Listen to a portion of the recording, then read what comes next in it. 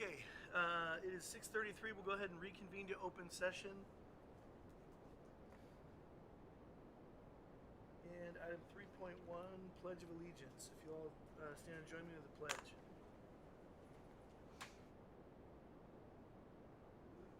Pledge allegiance to the flag of the United States of America.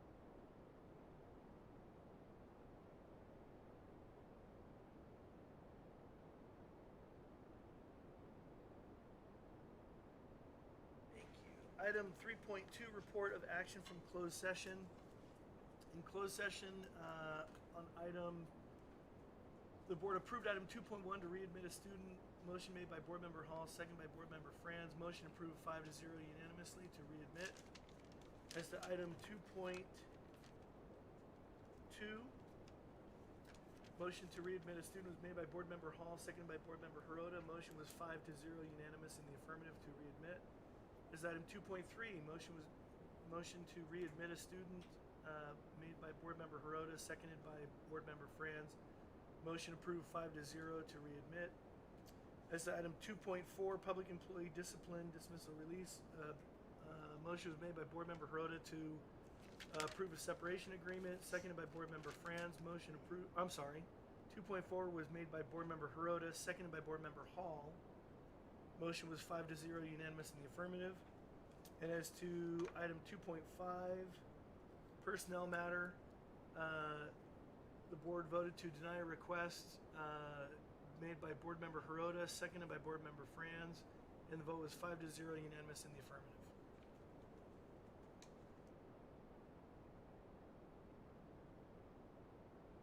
Okay, item 3.3, announcement of meeting protocol. Most of you are aware of the meeting protocol. We will have an opportunity for the board to speak on any matter that is on the agenda at the time that item comes up. As to item 3.8, 3.8, you'll also have the ability to talk to the board on any matter that is not on the agenda. These meetings are being recorded, both audio and video, and typically we have 3 minutes per item. If there are 10 or more speakers on any one item, we reduce that amount to 90 seconds. Okay, item 3.4, communications. Oh, I'm sorry, yes. One matter of housekeeping. We do have a board member pursuant to AB 361. We do have a board member who is recovering from an illness and didn't want to infect everybody here. So Mr. Constant is on the speakerphone. If he has any questions, he'll pipe in and speak up and interrupt us at the appropriate time. But if you hear some speaking but no one else's lips are moving, it's coming from the phone. So, okay. All right, item 3.5, committee reports. I have two committee reports, finance and fiscal.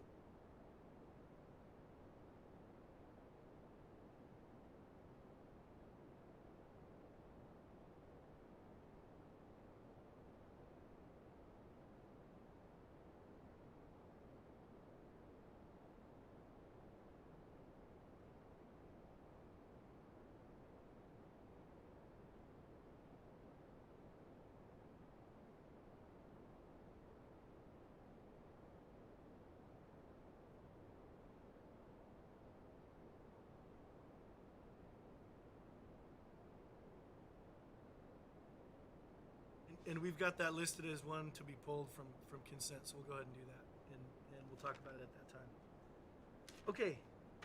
Anything else, Pete? Okay. Item 3.6, student board representative report. Saba.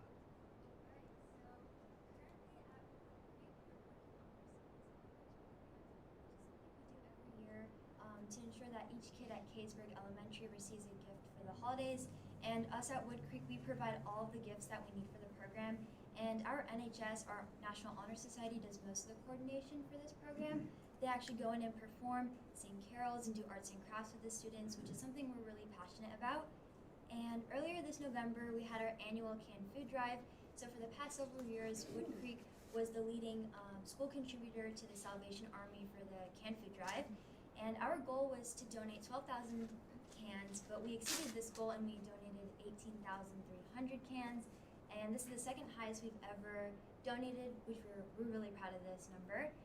And before Thanksgiving break, we had our Fiestival Culture Fest, which is an annual festival we hold so that different ethnic groups can celebrate and embrace their cultures.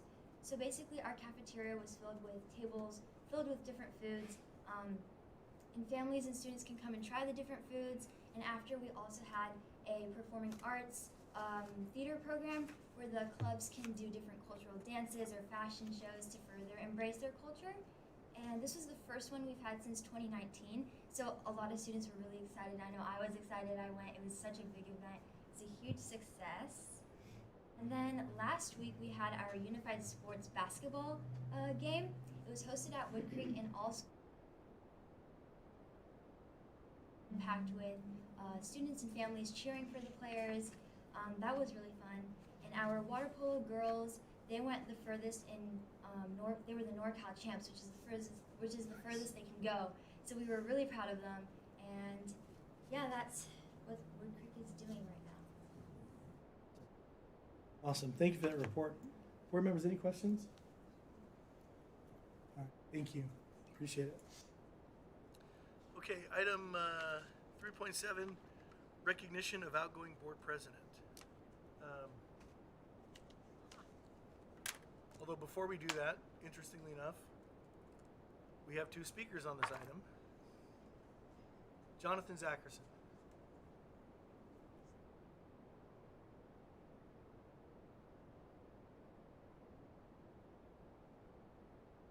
You have 45 minutes. Yeah, I'm glad there wasn't 10. I don't, to fit this in 90 seconds, I'm used to having to put our comments shorter. So, I just wanted to take this opportunity to thank you for your service. I've got to know you over the last couple of years, especially the last year and a half. I'm sure you've worked harder in the last 3 years or so than you have in all the previous years of being on the board. But I thank you for that. And a lot of people don't recognize that when a board member votes or when a board votes on a decision, it's not just that vote. There's sometimes a lot of preparation that goes into making sure a decision is successful, and after a decision is made, making sure that that's successful. And I saw that from you and the extra work that you put in place to make sure that some of our decisions here and some of the history that was made from our district was successful. And so I want to thank you for that.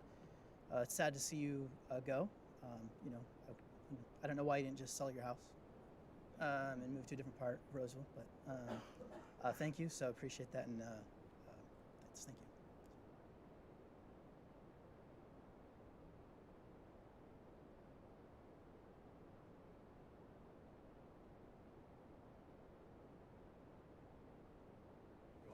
Also have 45 minutes.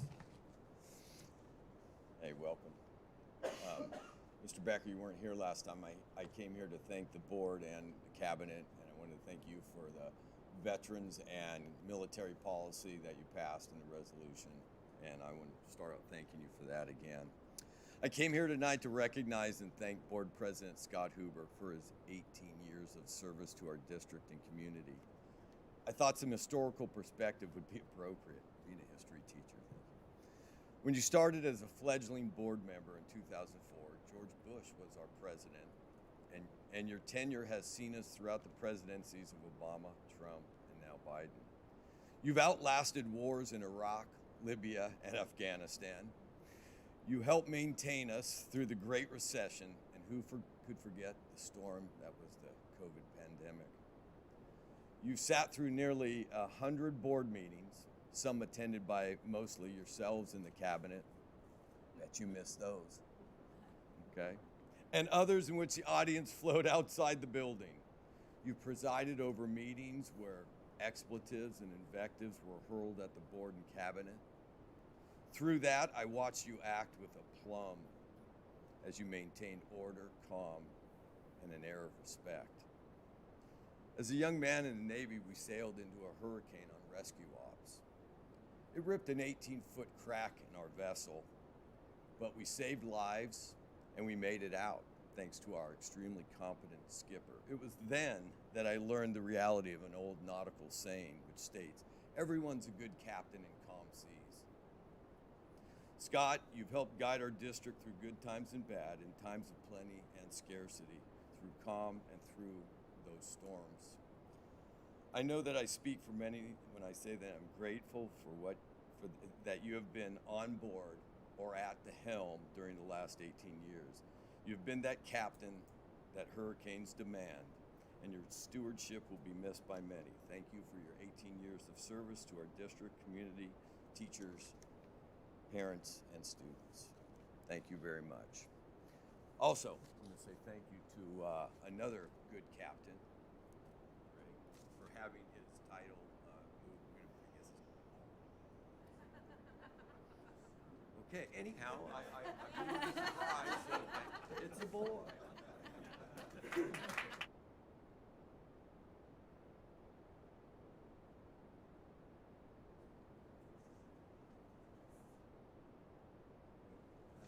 I won't be as eloquent as Dale,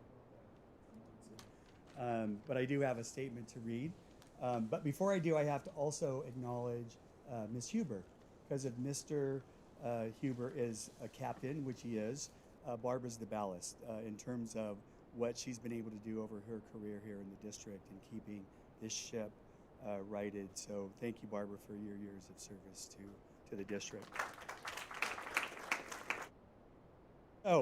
Good evening, board members, staff, and attendees. I'd like to offer a few words of appreciation for Trustee Scott Huber. I was fortunate to work with Scott for most of his tenure as board member.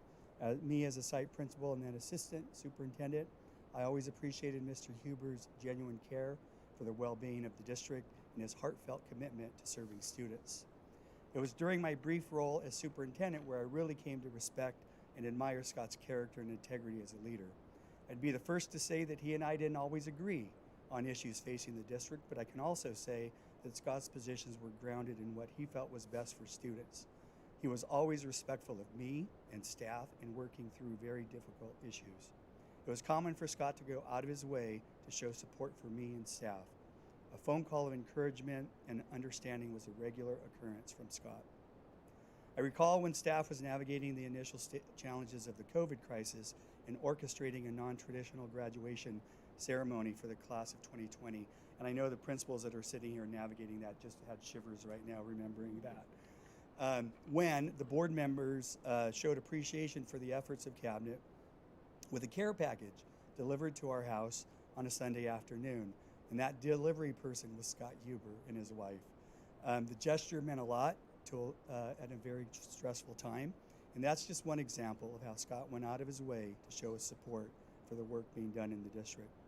Scott, your service and commitment to the RJUHS community is a model for others to emulate. The thousands of students who passed through our schools during your tenure have benefited from your leadership, dedication, hard work, and understanding. With much respect and gratitude, I wish you the very best for you and family as you end your service with RJUHSD and embark on new adventures. Thank you very much, Scott.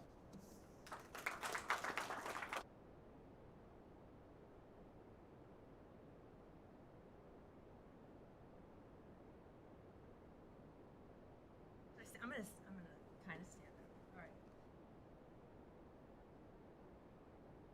And a great pleasure working side by side with you. And although I haven't been here the 18 years that they mentioned, it's been 6 years for me. You've been one of the most stable, balanced, and trustworthy colleagues I've ever met. And I think what I like about you best is that we almost never disagree.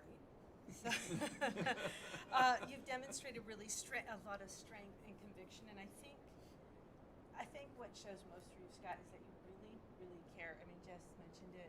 Everybody knows how much you care about people, you care about kids, you care about family. You just really, really care. And so, if I talked about all the accomplishments you have, I'd be here all night. So I'm going to mention 3 really notable ones that had to do with the district, the community, and then our students. So for our community, you really helped shepherd Measure D through, and that made a huge difference for all the schools. It will be long-lasting, and it will be remembered for all the West Park came out of that. Roseville High, great improvements. The gym came out of that. Antelope, the theater. It's just your work is everywhere in that. So thank you for doing that, and our community can celebrate that work that you did. For the district, you helped hire Superintendent Becker, which I think is going to be long-lasting and have a really long impression on this district. And then for our students, we went through COVID. And I remember having a conversation with you on March 17th, right before the meeting where we closed schools. And you and I said, we talked about it, and you said, you know, Julie, I'm concerned that if we close schools, we're never coming back. And I almost started to cry because that was a very hard day, I think, for all of us in going through that. But we did. And I'm going to say this, and I don't know if it's true, but I just believe it. I think we closed schools for the shortest amount of time for high schools in all of California. And that's because of and our students will benefit forever from that. So thank you. You may never know who you inspire, but I want you to know you've inspired me. Thank you for your service. It's been wonderful to be a colleague next to you. I've learned so much from you. On behalf of all of us here, I have this to present for you. Thank you for the good work you've done, Scott. Thank you so much.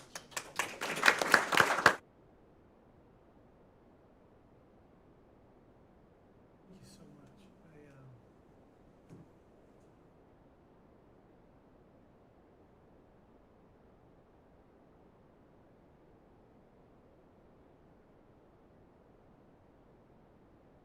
As encouraging students to conquer the world.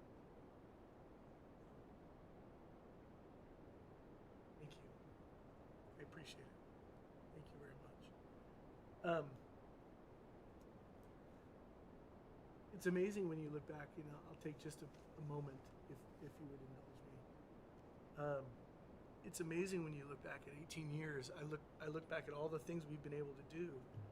I started out at Roseville City School District, in fact, with Vice Mayor Bernasconi. And when an opening came about on the high school district, someone who I revere very close came to me and said, you know, you have little kids, and if you want to affect the education that they're going to get, you need to be on the high school. And at first I thought that was crazy because my oldest wasn't even in kindergarten. She wasn't even in kindergarten yet. And when I told my wife I was thinking about that, she said that very thing. She said, wait a minute. You have a kindergartner yet, and you already want to bounce to the high school? And I said, yeah, but we can affect the education that our kids are going to get. Because at the elementary level, it was already there, right? And I thought, gosh, that person was right. So there was an opening, I applied, and I've been here ever since. And it's been a wonderful ride. I've learned a lot. And I very much appreciate the professionals we have in this district. Because, you know, the one thing I know about everybody that's here and everybody who's been here is that they're here for the right reasons. And they care about kids. And they care about education. And while we all may have a different idea as to how to get the water to the end of the row, there's no question that everybody wants to get the water to the end of the row. And everybody wants to educate kids. And it's funny when in the times that I have been able to go and buy teachers a cup of coffee and sit down and talk, you can always agree on that stuff. You can always agree on, look, we're just here to do what's best for kids. I sometimes joke with my kids about some of the things that have happened with getting some of the schools built and getting some of the buildings built, and my oldest, who went to Roseville High School, is greatly jealous of West Park High School, and I tell her that that's just how it is. Sorry, but we have, regardless of facilities, we have amazing people, and it's been wonderful to see just barely the fingerprints of what we decide on a board that happens, that gets implemented by teachers and by staff, and they are truly the engine and the motor behind this whole machine, and so I'm grateful to have served for this amount of time. I'm grateful to have wonderful colleagues. and I'm grateful to serve with great people and great administration and great principals and great teachers. I've said this a bunch of times, and I will believe it forever. We are not a perfect district, but I wouldn't trade our issues for those of any other district, because this district is awesome. This district has so much going for it, and this district is a great place. And I am immensely proud that I've been able to be here for this amount of time. Thank you very much. And I thank the members of the public who put me here, who trusted me to be here. And now I leave it in your very capable hands. Thank you very much.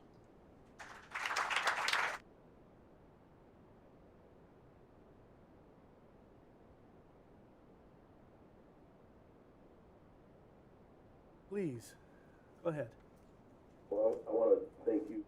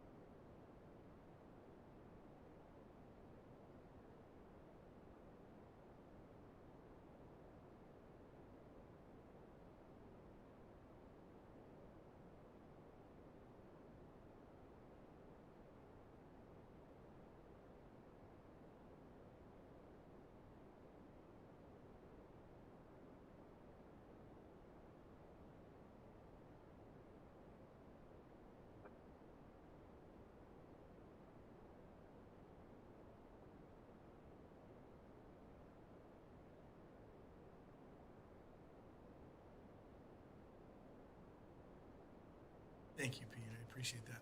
I do think I need to explain that though. Pete has a wonderful, is it bourbon or whiskey? Bourbon. He's got this. All bourbons are whiskey, so whiskey. Okay, so he's got this beautiful whiskey cabinet with 50 plus, 60 plus bottles. And I think the old fashioned term is teetotaler. I don't drink. But there's I saw, and I'm convinced, I'm sure Facebook is listening into my phone, because no sooner were Pete and I talking about this than an ad pops up for a non-alcoholic bourbon from a company called Monday. So I thought, well, I'll order it, right? So I ordered it and I gave it to Pete, and I said, I'm curious to see what it tastes like, what you think, if it tastes anything like the real thing. I have no knowledge of what it tastes like because I haven't, but anyway, so Pete, I went over to his house, we were talking about something, and he poured this non-alcoholic thing, and I call it a thing because Pete took a sip and he said, tastes nothing like it. But to me, how would I know? so he keeps that there for me. He's not gotten rid of it yet, but even though it tastes nothing like the real thing. But anyway, that's that questionable beverage he's talking about. So, okay, thank you for those kind comments. I very much appreciate it. It means a lot to me. Item 3.8, public comment. We have a practice that we've done before, and I want to do it again. If you are a student and you turned in a slip, let me count how many we have. 1, 2, 4, 5, 6, 7, 8, 9. 1, 2,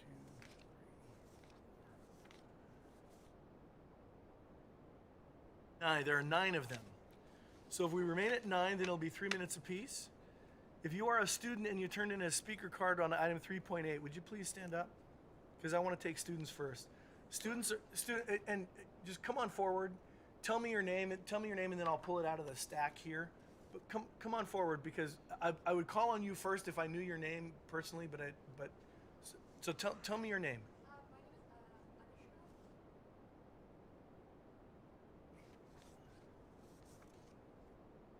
Here we go. Anushka. Okay, you're gonna go first, and then Sela Sanguin, you'll go second, okay? And then Peyton. I saw Peyton. Here we go. Peyton Griffin. Okay. First, second, and third. Go ahead. 3 minutes. Thank you so much. Good evening, board members. Hope you all are doing well. My name is Anushka Kalyan, and I have trust in my teachers. I strongly urge you all to do so as well. I'm sure you all are aware of the extensive training that teachers must go through to get where they are today. If their discretion in choosing supplemental materials was to be doubted, then I'm sure they wouldn't have been hired to teach in the first place. We place trust in the district to hire teachers based on their credentials.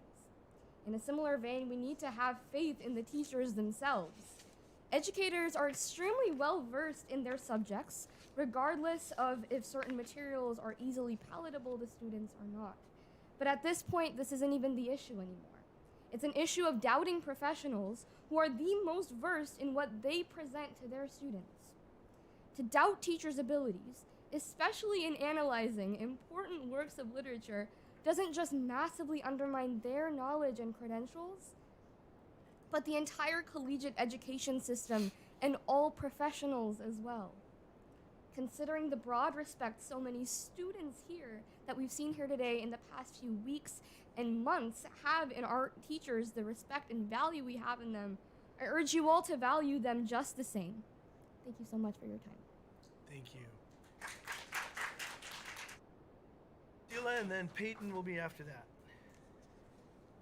And then up third is Michelle Tong.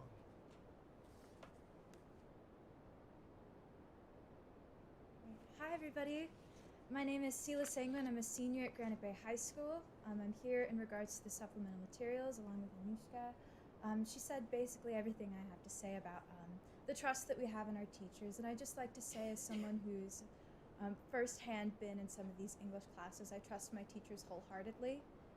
I trust them to choose materials and to teach them properly, and I think that it's really silly to imagine that these highly qualified professionals, some of whom have been here 5, 10, 15, 20 years, to act as if they don't know how to conduct conversations around difficult topics is pretty egregious in my opinion. I think that the English classroom is a really magical place, and that through literature we have the ability to gain empathy and understanding about things that we might not otherwise. I can read a poem about a war 1,000 years ago, thousands of miles away, and I can have empathy for that person in the same way that I can read a short story about the struggles of a low-income student, and then I'll have empathy for people with similar experiences in my own life. I think that it's really important that we recognize that we have qualified professionals who do their jobs extremely well. They turn out excellent test scores, and more than that, really intelligent students. So I think it's important that we recognize that we trust them. Thank you. Thank you.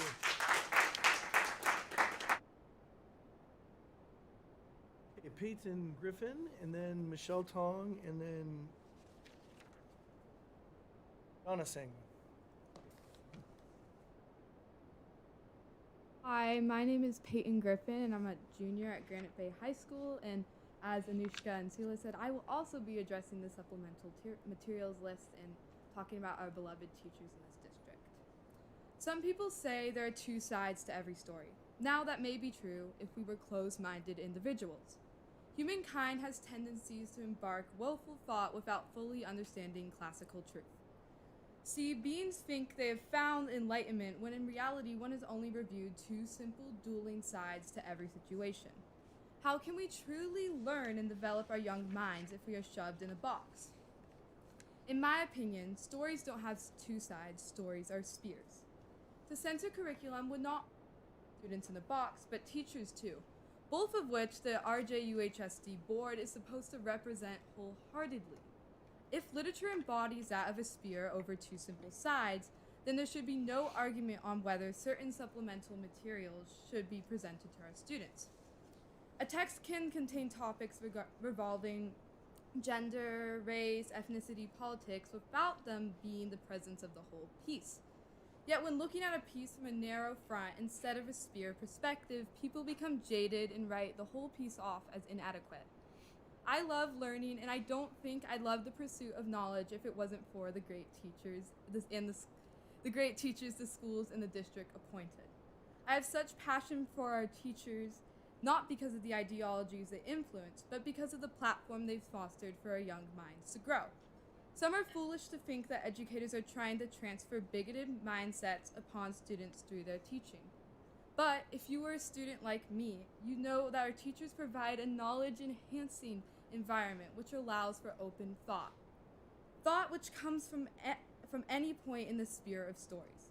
There is no two-sided approach, rather a platform where all ideas, opinions are encouraged and developed upon, a truly free environment.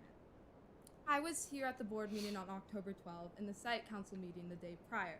I felt disheartened because we all wanted a similar outcome, but we were so harshly divided on the way we wanted to reach that end goal. We want the highest quality education for our students. I hope that you can place trust in our teachers. They developed the craft for decades, and yet some are so quick to shoot them down when notions rise out of one's comfort zone.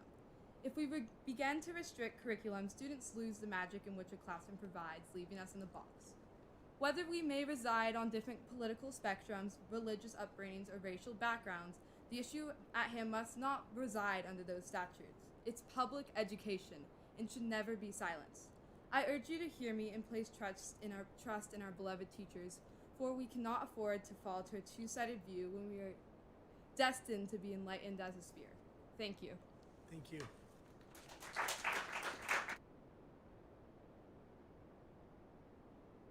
Okay, Michelle Tong, Donna Sanguin, and Melissa McDonald.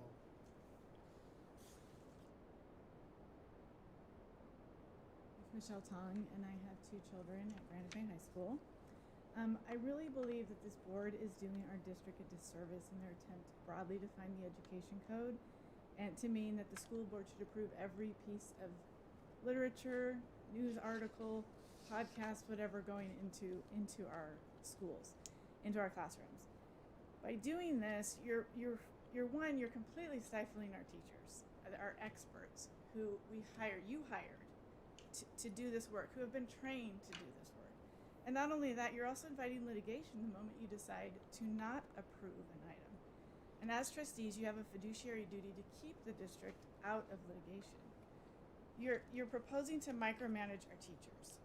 And there are no other districts in California that have interpreted the education code this way. The legislative intent of this code was not to micromanage our teachers. It's not so broadly defined. Think about current events. Teachers can't bring in an article or a news piece that fits into their lesson plan until it goes through site council or SILT and then the board. At that point, it's going to be moot. Over the last couple of years, this board has garnered a reputation of being anti-educator. And with this interpretation of the education code, you are sending a clear message that you do not trust our teachers. Please walk back this insane broad meaning of the education code and allow our teachers to teach.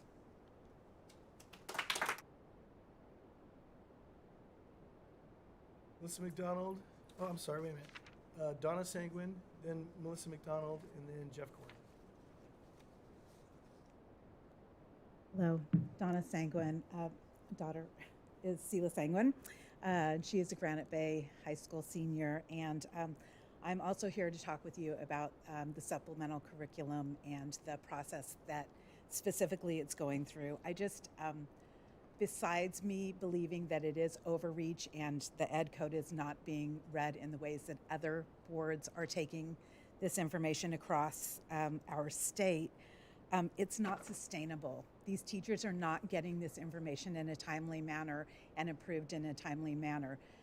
The site council was at the beginning of October for Granite Bay supplemental materials, and then it went to SILT, and then now we're here, and I believe it's not even on the agenda until January, and the semester is over, and those AP classes will be affected with those things not being approved. And so I'm really urging you all to figure out where an appropriate line is to draw on curriculum, whether that's the broad level of the curriculum at the highest level and the supplemental materials are at teacher discretion. I think that that's probably the best way to go, and that's my reading of that ed code. And I'm not a lawyer, and I know you are, but I know that there are many lawyers who have looked at it and they're not reading it the same way in other boards.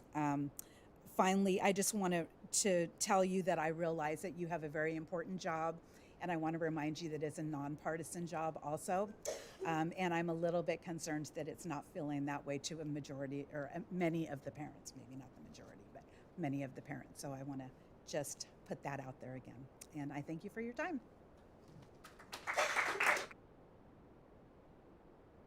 Okay, Melissa McDonald, Jeff Gordon, and then Sharon, is it Castanella?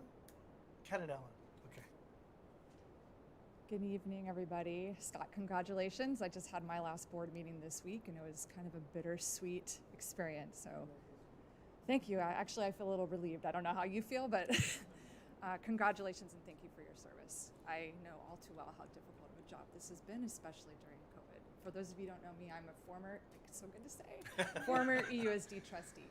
The current of the Granite Bay sophomore, and then another one coming up in a couple years. And basically, like last time, my message is pretty similar. As a peer, even though I'm retired now, I have served in your shoes. And in my experience, the board has 3 jobs: to hire and supervise, or support rather, a superintendent, to oversee the financial security of the district, which was mentioned earlier, and to empower teachers and staff to do their best in order to serve our students. And it's this last one that has me a little concerned. I worry, I'm concerned that this board is overstepping, that you guys are managing instead of governing, and there's a really important difference between the two. As we're moving into, or you're moving into, we, the broader community, curriculum, I see on tonight's agenda, the flow chart and everything for the English curriculum, that those first 2 stages don't involve the board at all. And I know that there are some of you who feel that the board should be involved in deciding what is piloted. No. As a trustee, we never, in our district, and I know in Rockland, other districts, that's not the way it goes. Teachers are the trusted professionals that drive the piloting process. And I just urge you to trust and respect your teachers for the experts that they are. When they get told that they're indoctrinating students, it is so insulting to their profession and their credentials and their credibility.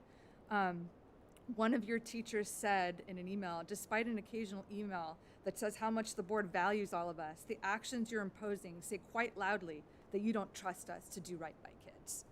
That's heartbreaking. And this particular teacher's been teaching for over 30 years. So when I hear stuff like this, as a parent, as a former trustee, please treat your staff right, empower them, trust them, let them do their jobs, and please, please stay in your lane. Govern, don't manage.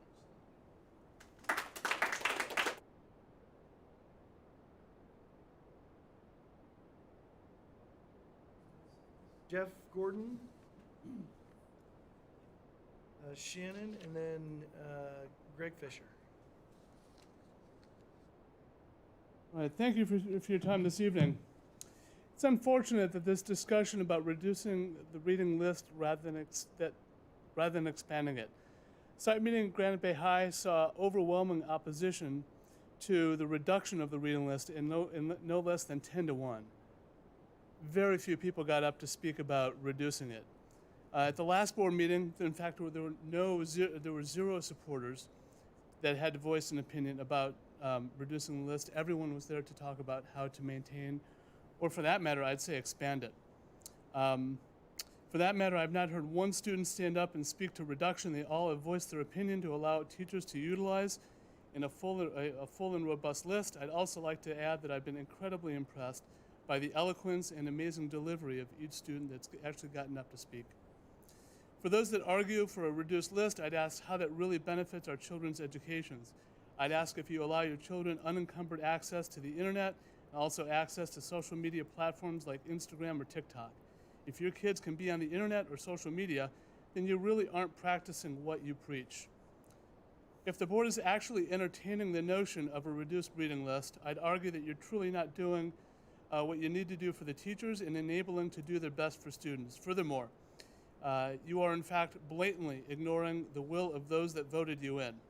I would call that a gross dereliction of duty in addition to potentially being in violation of the state constitution. In closing, let's give our teachers as many resources as possible to just do the best job that they can possibly do. Thank you.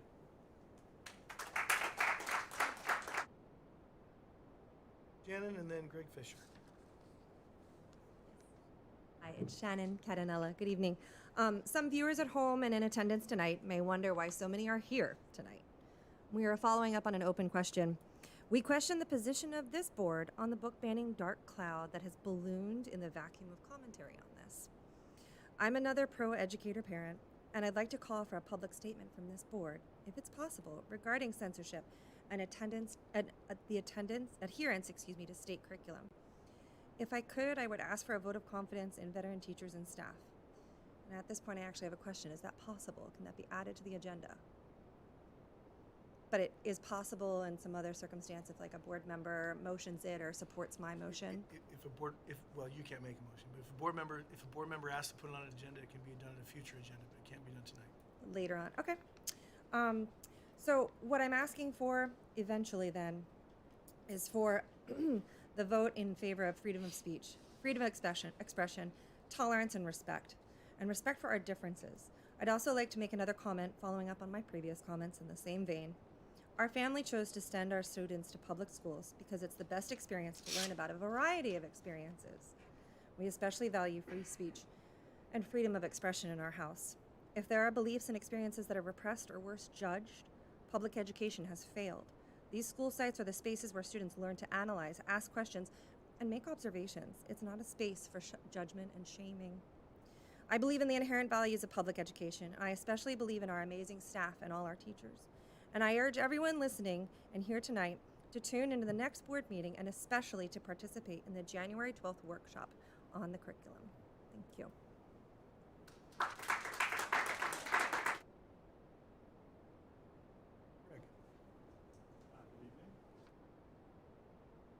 Thanks for your time tonight. So my name is Greg Fisher, and I'm here as a parent of a Granite Bay High School student, but more importantly, I'm also here as a resident of Granite Bay in this area. You know, I think Member Constant said something earlier that he moved here for this district. We did the same thing. 14 years ago, we moved from Sacramento to Granite Bay, partly to be close to family, but mostly because the schools were good. And you know, the Eureka schools have been good. Granite Bay has been good. We like it where it is, and we like that the teachers have been trusted. The teachers are good, and the curriculum is good. I don't understand why the board feels a need to, as Melissa McDonald said, you know, go out of their lane. The lane that you have should respect what the teachers are doing. They should respect their choices. You should be nimble in educating our kids. That's what they're trying to do. I think everybody appreciates that. Excuse me. Emotional. You know, the expertise that they bring to their jobs is something that can't be done overnight. Can't repeat that by just putting something else in there or putting materials in their hands. They've chosen these materials carefully, and they need to be able to do their jobs. I hope that, one last thing, I hope that you make the right call and be cautious when you're doing this, because our property values, the reason we moved to this district and live in this area, are really all at stake. Thank you. Thank you.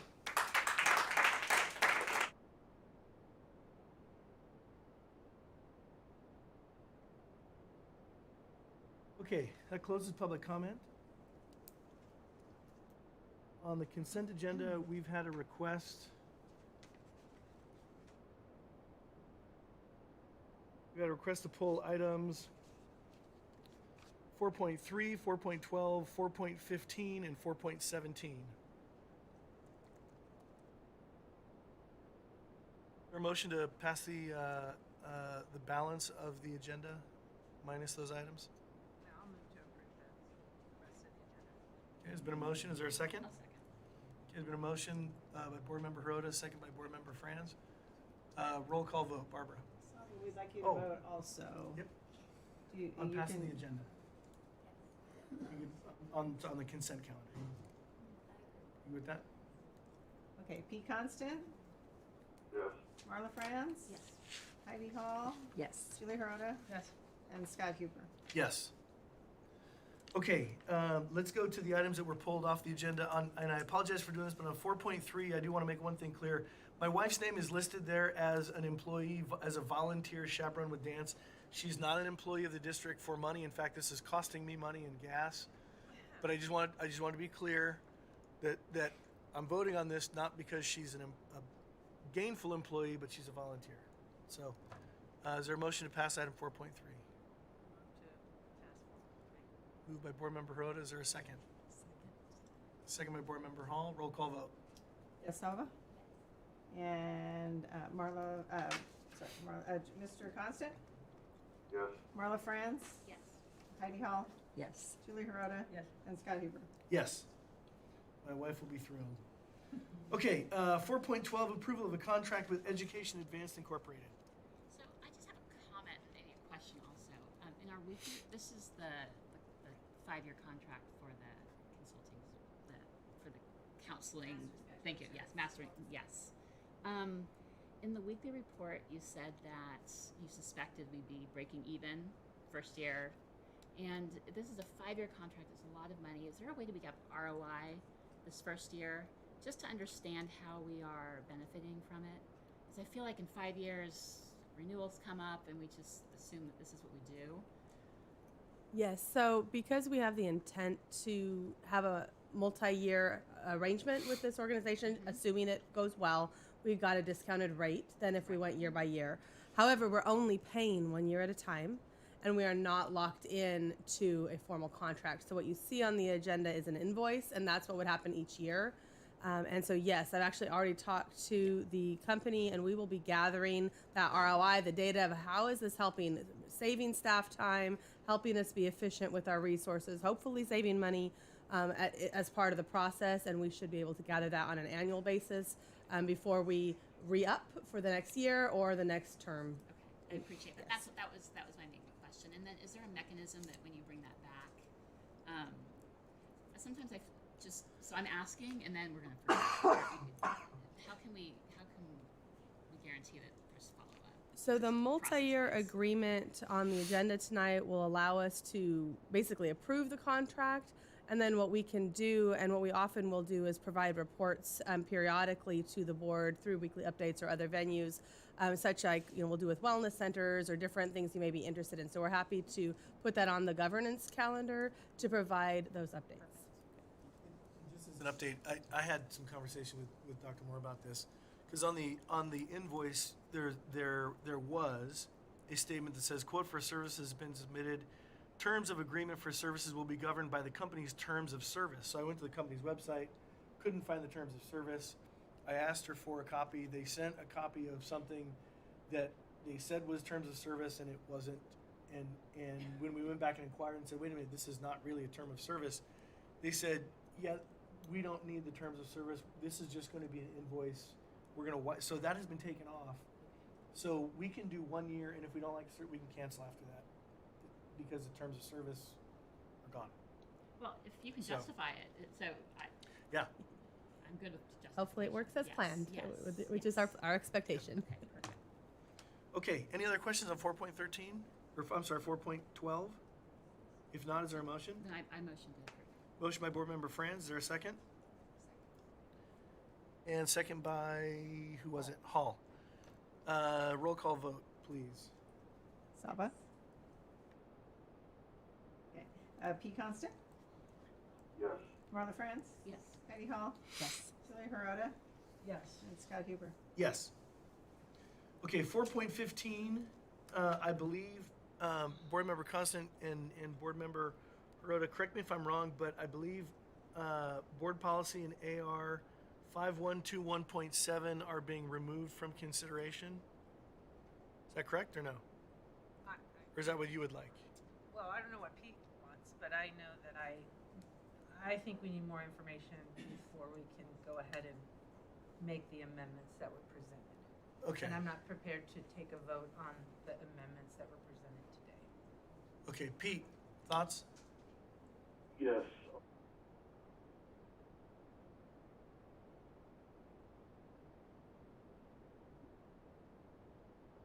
As amended, and so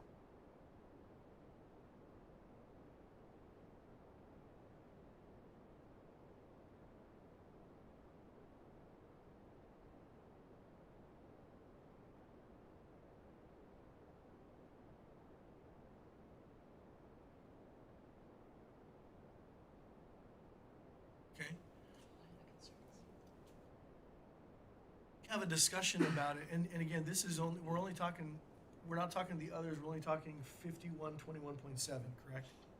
Why don't we have a discussion about 5121.7? Let's see if we can resolve the concerns. If not, we'll move it, we'll push it to another day. But what, Board Member Constant, why don't you go ahead and, since you're on the phone, tell us your concerns. okay, thank you.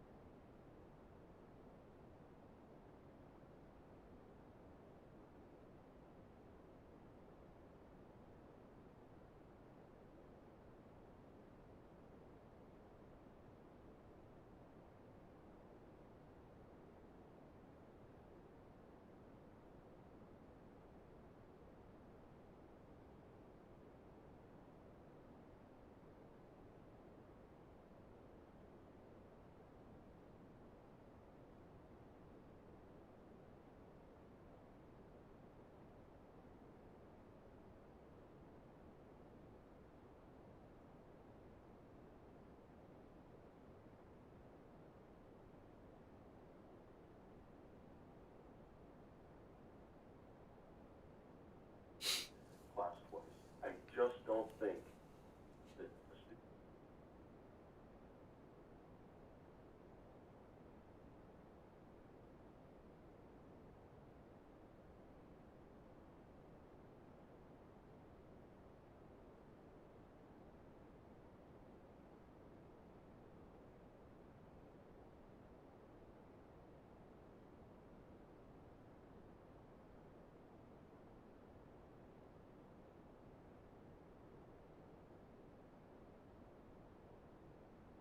So my understanding, a benefit of implementing this is if you have someone, let's say, who received a D in chemistry, and then they start thinking, maybe I want to become a nurse, they they just realize they haven't learned what they needed to do in chemistry, and by allowing this opportunity to retake chemistry,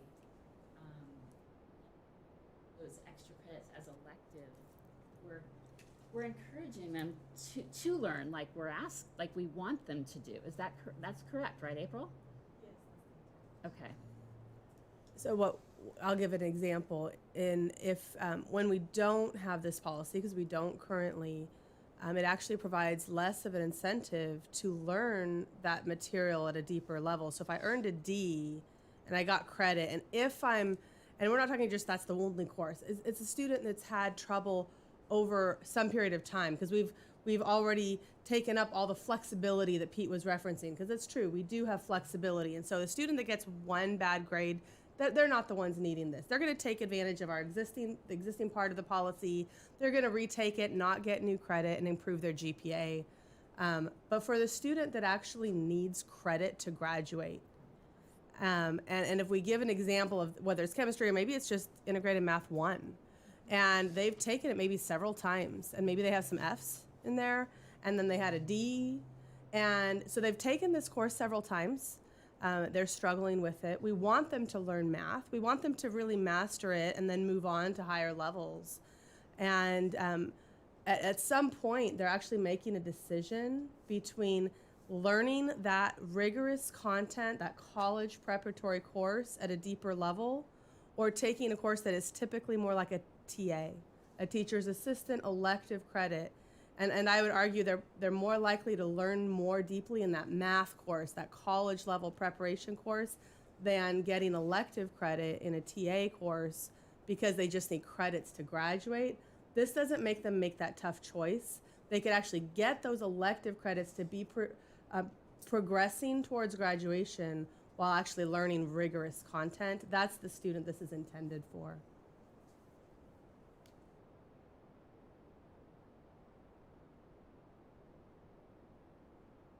That quite a bit yesterday, actually, and I had a couple of thoughts about it. Well, one, so first I started out with kind of where Pete's at it, but I'm not.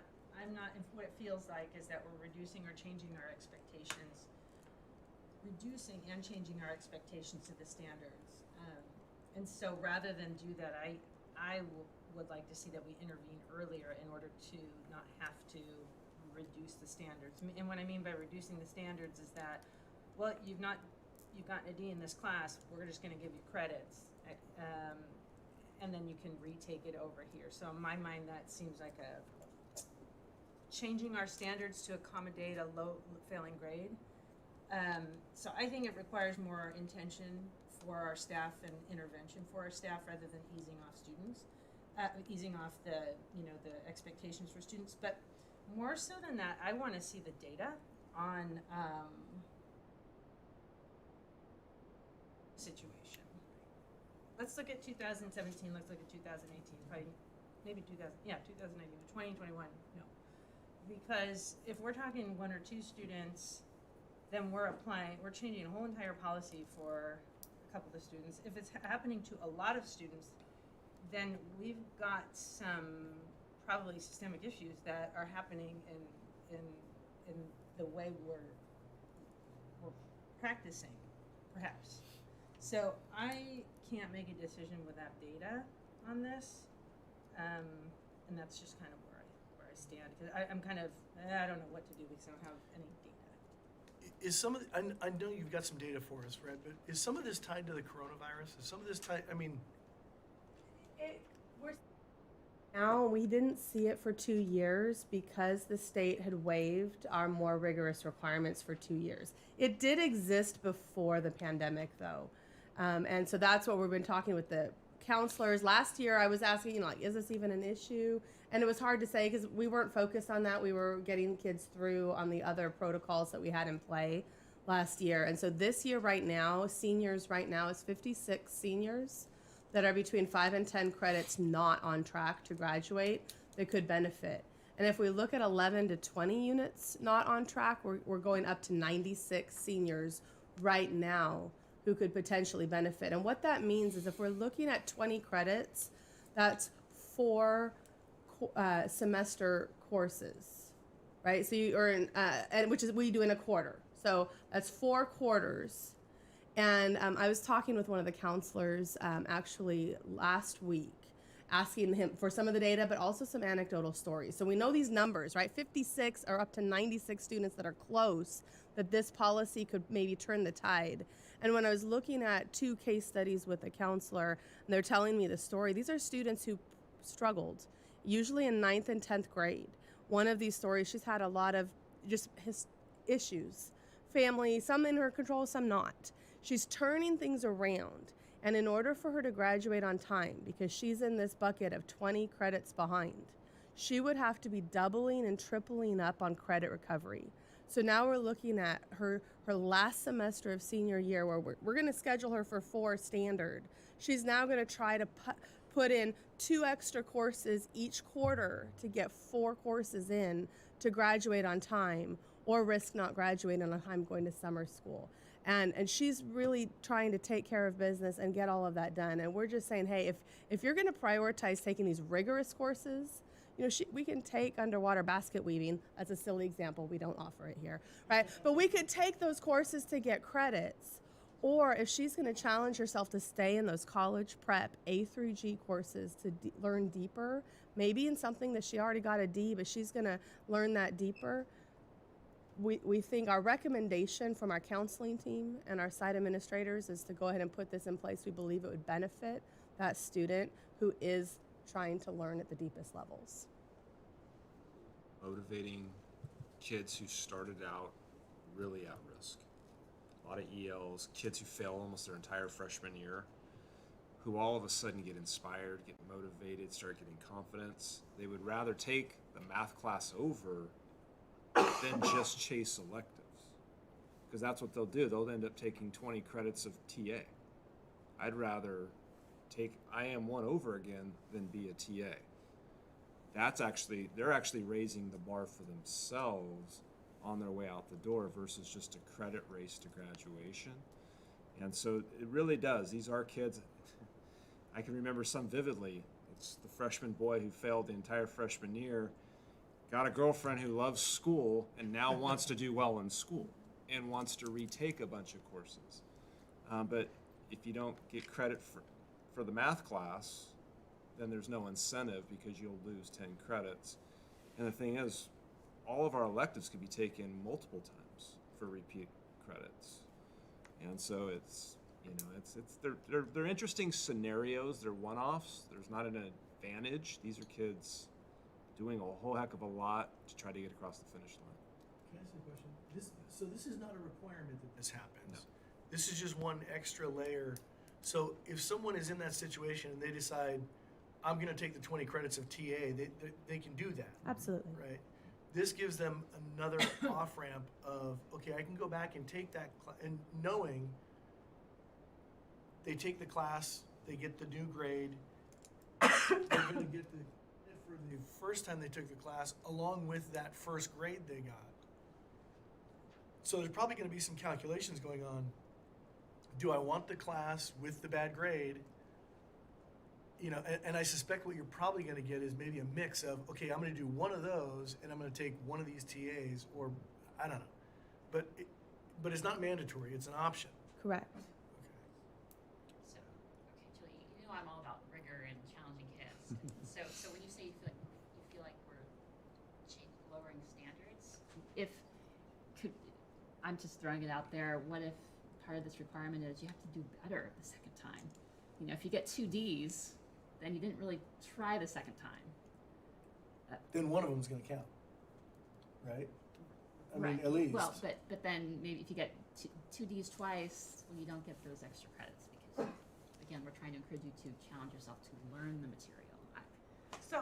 I don't disagree with that, but I don't have any data to make the decision. So if you can demonstrate that there's 96 kids today, if you can go back and show me in 2017, 2016, 2018, that this is what students did and this is where they ended up, I'd have better information to make a good decision. I don't have better information to make a good decision. I have what, to use John's words, for one-offs, to apply to the entire district with anecdotal information, and that's not enough.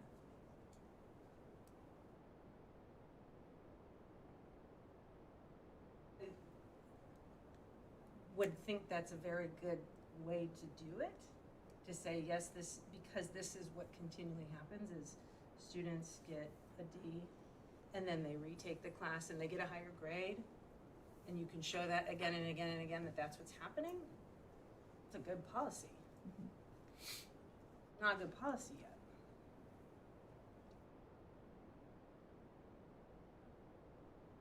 I'm torn about it. I've had a lot of time to think about it because Pete and I already disagreed about it in policy committee. That's why I kind of stalled, because we have a different perspective about it. Which I love it when Pete and I disagree with each other. Gosh, I agree with what you're saying. We don't have a lot of data about it. I'm probably most in favor of it. Am I allowed to say that? Sure. Okay. It's on the agenda. You're an open right. Okay. This is where you get to say that. Because I feel like two things would need to happen around it for me. To me, we need the data around it for sure, and I'm more interested in understanding earlier intervention. Like, why are we getting to this point where we need to adopt a policy like this? What can we do to help? Maybe it's partnering with the K-8 district more, or improving our own intervention periods so that we're not getting to this point where we need a policy like this. But I think in the meantime, if we need a policy like this, then we need a policy like this. But we still need to simultaneously work on how can we improve the situation. But if we can help 56 to 96 kids graduate, then we should do that. But I get all sides of it. I am one of those, I took world religions twice just because I liked it so much, right? So I would rather see a kid take math twice or take English twice than take math, not get credit for it, but then take an elective that they don't necessarily need as much. So I'm kind of... So let me ask you a question. Question. So when you say, why are we getting to this place? Part of it is, well, why do we have kids getting Ds, right? So, well, okay, that's a whole other... That's a whole separate whole thing. Separate. Right. But this is, why do we have kids who don't have enough credits to graduate? Which is kind of a different problem, right? And so why do we have kids that don't have enough credits to graduate when they're getting Ds? Because they have Fs. Okay, because as they have Fs well. also. Yes, Okay. they're not only getting Ds, right? Okay. It's a whole. So it's a the much F. bigger picture. So all right. So most likely, a kid that had a D probably has an F. And not having the data, right? We assume that. So why do we have to do it right now? We can probably get some data. Well, I was just kind of understand a little bit better. I was actually just going to ask that question. Is there a time sensitive? Is this a time sensitive thing? Yes and no. So we need a plan for our seniors, and if we didn't have an answer right now, then these people and these 56 to 96 students will be scheduled if they want to try to graduate on time. We'll be doing these overloaded schedules in next semester, which those schedules are basically being built right now. We're building our credit recovery options right now, and so that way they can start at the beginning of the term and make it even mathematically possible to graduate. So for those students, there is that time sensitivity. In the grand scheme of things, this is still a valuable conversation. So whether we defer this and come back with data, or whether we pass it now and still come back with data, none of these are mutually exclusive conversations. We're talking interventions where a lot of these are, parallel conversations where we're trying to help the students we have right now in ways that make sense. We don't give away credits here, right? We're not talking about credits for Fs. But in ways that we think make sense and helping our current students while also building those long-term pictures, doing that intervention, prevention supports in parallel. And we thought, along with the data, is maybe having some of our counselors come in, because these evolve from the one-on-one conversation with the counselor, where they're mapping out a path to graduation, a path to a junior college, a path to the military. Sometimes the military factors in on this, because the military is saying, you can't take that D, we need this. And the kid takes it, but they're like, but I don't get the 10 credits, and I'm only going to get 30 credits this term. I need 40 to graduate, so now I'm having to take a 5th class just for the 10 credits, where the focus should have been on the math class. Again, that's why I said they're very unique scenarios that kids fall into here when the counselors come over to principals going, all right, here's the game plan for this kid. And it's usually something very unique, a lot of moving parts, a lot put on the kid to make it happen. And so we were talking, it might even be good if we do go out into the future here, is maybe to have a couple of our counselors come in and just start really walk through what these scenarios look like, because they're so unique. There's really not a lot of cookie cutter ones, at least from my experience. They're very unique. A lot of moving parts that are involved, and so I think that's what I think this originated from, was the counselors trying to get that flexibility to do more for kids. The kids who are really struggling. Again, these are very unique circumstances for kids, but we talked about that as well as maybe bringing the counselors in to share some of that, along with some of that data. What does this look like? What are the demographics of this? What does it look like? How often? How frequent? Which classes? Maybe, I don't even know. I mean, there's probably a lot of them. But Pete, you were gonna say something.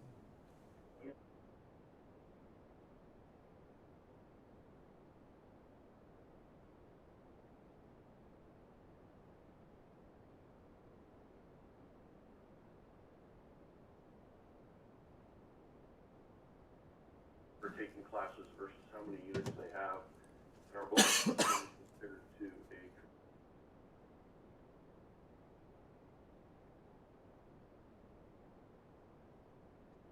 We have 320 credits possible, 260 required, so that's 3/4 worth extra available. So we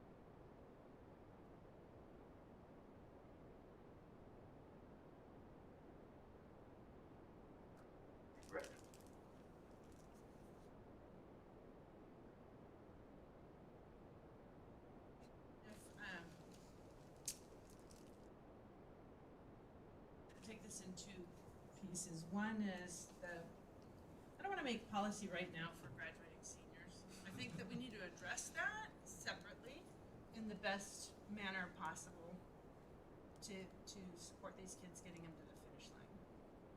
Can that be done outside of deciding on a policy today? Then we can get a policy, get some data to form a good decision about this and put the policy together. And then those 96 seniors are discussed and determined with the counselors and the administration separate outside of this policy. Because I have a lot of concern about just creating policy to hurry up and get some kids through, when really that's what should happen, but this isn't well vetted. What if we were to, and I'm just, based on on your comment is, I'm trying to figure out how to do that.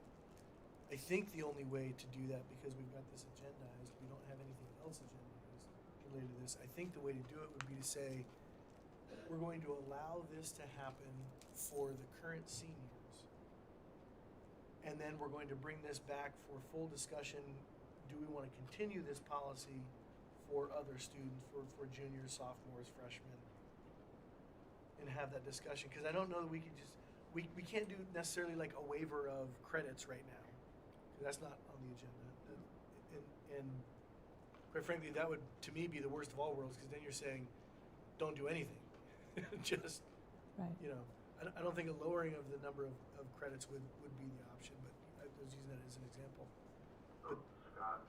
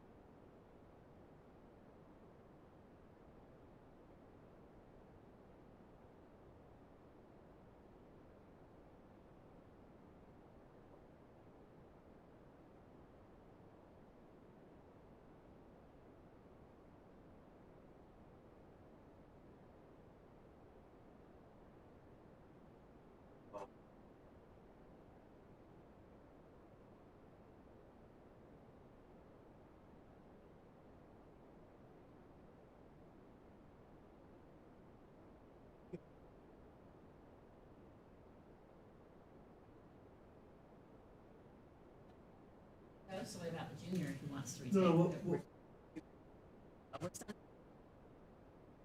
Apply to juniors, or are we just doing this for the seniors because we're trying to get them out? Otherwise, not everybody crash course. That's what I'm asking. Is this senior policy? If we, well, I think it probably could apply to just everybody who's in this situation graduating, which would probably include some.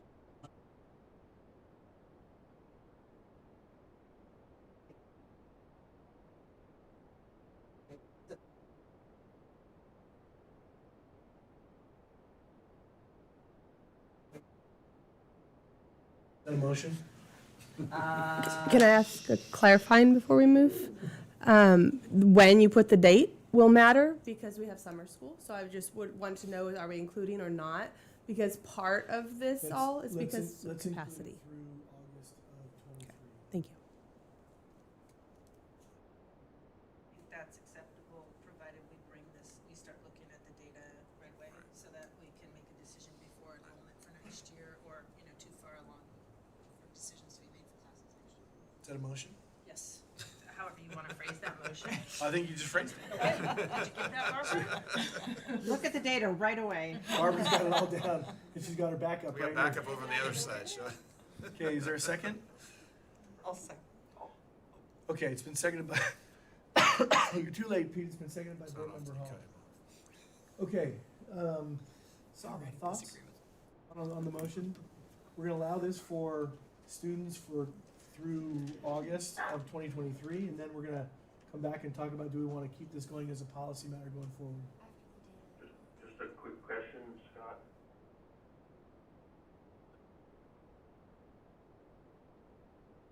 No, we'll I do, mean, all policies. we'll do them separately. This is just this one, BP and AR.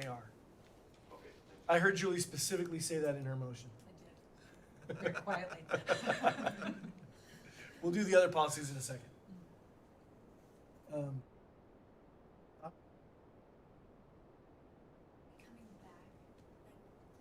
for this, like, for the.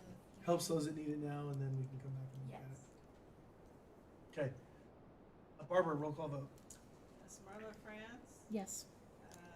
sorry, Pete Constant, Yes. and Heidi Hall, Yes. and Julie Rhoda, Yes. and Scott Huber. Yes. So 4.15, the balance of the policies that we didn't talk about that were on consent, because it was only pulled for those two. Is there a motion to approve those? Motion to approve. Motion approved by Board Member Hall. Is there a second? Second. Second by Board Member Hirota. Saba, you good with the rest of them? Yes. Barbara, roll call vote. Yes, Pete Constant, Yes. Marla France. Yes. Heidi Hall, Yes. Julie Rhoda, Yes. and Scott Huber. Yes. Okay, 4.17. Approval of biannual review of the COVID prevention program. Who had questions, concerns about this one? There were several, I thought. Well, yes, there. There were several, I Yes, think. Marla, you had some, start. please. Okay. And I think Pete had some as well, right? Go ahead. Yes, Marla. okay, so on page 9, the face coverings, there's this quick section that we received a number of emails about this also. Currently, face mask coverings are not required when on a school campus when students are present, and then face covering practices will be updated to be in line with state mandates and following CDPH and Cal OSHA guidance. You also passed Resolution 2206 in February, and the resolution, which should have maybe since, anyway, I printed it out if you need it. The resolution and this statement, the heart of the resolution is not represented in that statement, and I don't know if this is pertaining to teachers or non-students. Yes, the CPP Okay. This is in pertains to place for employee. students only, is for students only, but when you're talking about, when you see the students piece in there, what they're talking about is we had pulled out, and they had done this originally when everything came into effect with COVID. They made it very clear that there were some situations when students were not around. So non-school sites, there were different rules because kids weren't around, and there's the CDPH side of it. Could be a situation where somebody's in a classroom and there are no kids around. So that's the only reason students are even mentioned in there is because it calls out some places where an adult would not even be required to wear a mask. So this only applies to employees? This is only employees, yes. Does not apply to students? Does not apply to students. By my read of the resolution was only about students. Yes, okay. So. So we are not conflicting in the heart of the resolution versus what you're stating, what the CPP. No, the intention of the CPP is essentially like a school safety plan. It's kind of here if you need. There's no requirement for testing. There's been nothing that's changed. We are required to bring this back to you 2 times a year, and this will happen through 2020 to the end of 2023-24. Yeah. And so it's one of those things we got to put in front of you. I get to read through it twice a year and go, okay, does this match everything that is updated? And then I try to make sure that those things are there, because there are things behind the scenes that we're still doing. Staff are still doing sanitizing in places when they need to. We're still doing the air filters. Our nurses are still tracking and tracing. We're still putting stuff up on the district websites that show, on the school site websites that show where there were positive cases. And that's information that is just stuff we're putting out there that is requirement of our plans. Okay. Board members, any other questions about this before I open up for public comment? I have a speaker, Karen Combest.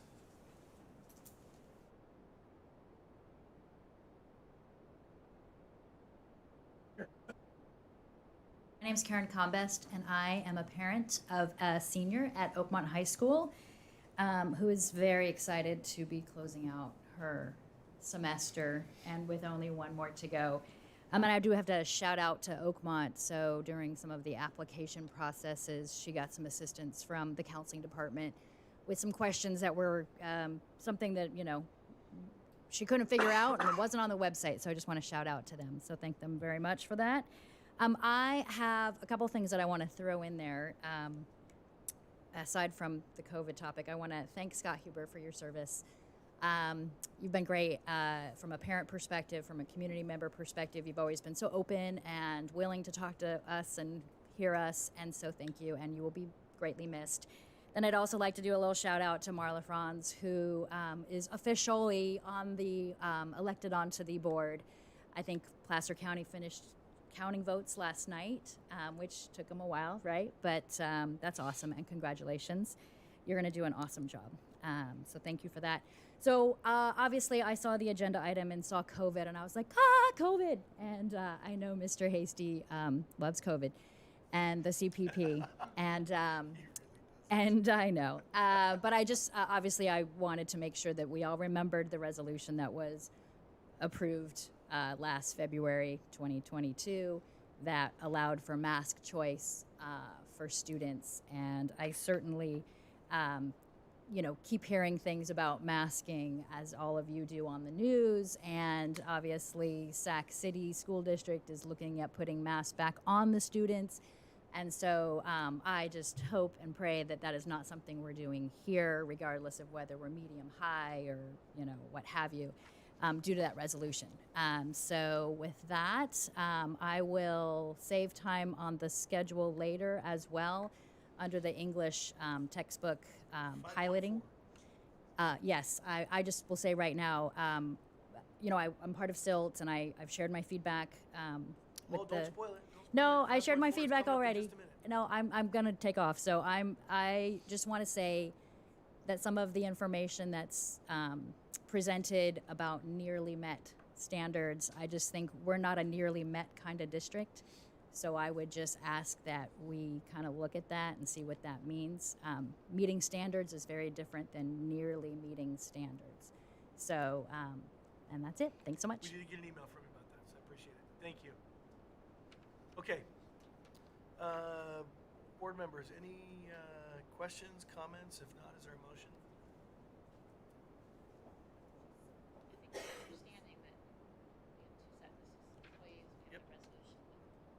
Okay, I'm okay to Make a motion. make a motion. Motion by board member Okay. Frank. I know. Okay. Motion by board member France. Is there a second? Second by board member Hall. Barbara, roll call vote. Ms. P. Constant? Marla France? Yes. Heidi Hall? Yes. Julie Hirota? Yes. And Scott Heber? Yes. Okay, that concludes the consent calendar, which is routine matters that we deal with quickly. That's good to see. Item 5.1, presentation from Market Share PR.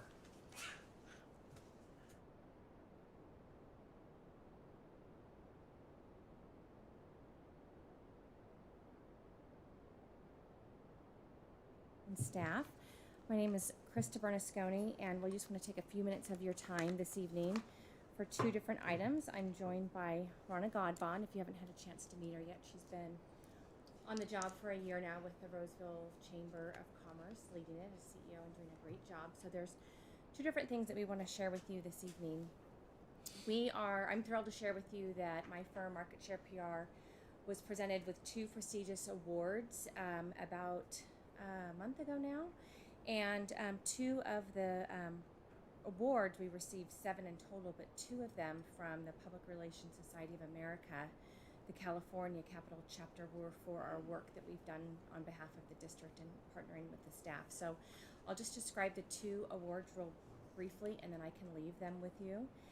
The first award is for our work with the Auto Tech program, and for those that might not know very much about it, it is at the adult school campus. It struggled to meet enrollment numbers. The program is offered through the district for adults and high school students to earn an ASE certification. And we know that more than 1,800 auto tech jobs are projected to be added in the capital region by 2024. So part of the CTE program, we partnered with the staff over there. We developed marketing collateral to replace a RAT card that they had. We worked with our media contacts, pitched a story, ran on NBC News, and the outcome of it is that the class filled up. It was seen by, on KCRA, it was seen by more than 300,000 viewers. As I mentioned, the class in the fall filled to capacity. Because of a relationship that our firm has with Roseville Toyota, we inquired about uniform supplies. One of the comments from the staff over there was that there was nothing uniform that would show what students would wear if they were in a real automotive environment. And so Roseville Toyota supplied embroidered uniform work shirt for every student for free. And so there's one of the awards there for that, and so we're really proud to have partnered with you. It was really done on a shoestring budget too. The second award that we did was that we won was for an Independence High School rebrand. As you're very familiar with what's happening over at Independence. It opened in 1986. Fast forward 40 years later, and it's transitioned to a real-world curriculum designed to help students meet graduation requirements. So, partnering with the staff over there, we were able to deliver updated website copy, new campus photos, new classroom and program photos, and introductory video, updated marketing collateral, social media campaign, QR code. The project was a heavy lift for our team, but from what we understand, the enrollment numbers are up and it's being well received by the community. So with that, I'll leave these two with you. And then kind of wearing the other hat you're familiar with, we held the State of the City at your beautiful new West Park High School. I'll have Rana say a few words about it, but essentially the chamber organized the entire function. We were able to sell sponsorships, and we have a check we want to present to you this evening. Thank you so much, Vice Mayor Krista. It was a great honor to host the State of the City this year at West Park High School. It was an incredible high school and beautiful to walk on there. I think the impression when we drove by, it's like a college, it's not a high school. But so impressive work on behalf of our school district. I want to say thank you to our mayor at the time, Mayor Krista Bernasconi, presented the top 10 reasons why to be in Roseville, and just sitting there in the audience as a new resident, a mom of 2 children that are at Oakmont High School. It was just very reassuring of why I made the decision to move to Northern California and be part of this great Roseville community. So I want to thank you for your service, Scott, for 18 years. This is incredible, and for the rest of the board. Great job on a great education, inspiring our student and well preparing them into being part of the productive workforce. So after saying thank you, I want to say we were happy to present, out of the proceeds of the event, a $5,000 check for our school district to be used for internships for students, preparing them for the workforce. So thank you so much for your service and for having us here tonight. Thank you so much. And congratulations on the award. I want to say a couple words. Last night was a swearing-in event. We have a wonderful partnership. For those who don't know, I don't know. I think you have to live in truly like in a cave to not know that we have a great partnership with the city of Roseville. The city of Roseville has been wonderful partners with this district in helping us fund the SRO positions. That's a partnership between the district and the city that the city does pay part of. We have a wonderful relationship with the leadership of the city, and last night I was pleased to be at an invitation at an invitation only event. I think actually technically it was an open meeting, but most people there were invited. Mayor Krista Bernasconi was reelected. She is now vice mayor this year. Was sworn in last night, and Bruce Howdeschelt is now the mayor for 2 years, and Pauline Rakucci was sworn in as well. She was reelected, and it was a wonderful event. People from many other cities were there. Elected officials from many other cities were there. Ryan Ronco was there, and he did certify officially. Ballots are all counted and all done, and you are in. But it's a wonderful event, and those awards, quite honestly, would not have happened if it wasn't a labor of love for you. And I for anyone who doesn't know Krista well, if you know her, you know how much she loves this community, you know how much she loves the schools, you know how much she loves everything about Roseville. And I had a great time talking to her dad about football and stuff. It was fun, but thank you very much, because the partnership we have is unique.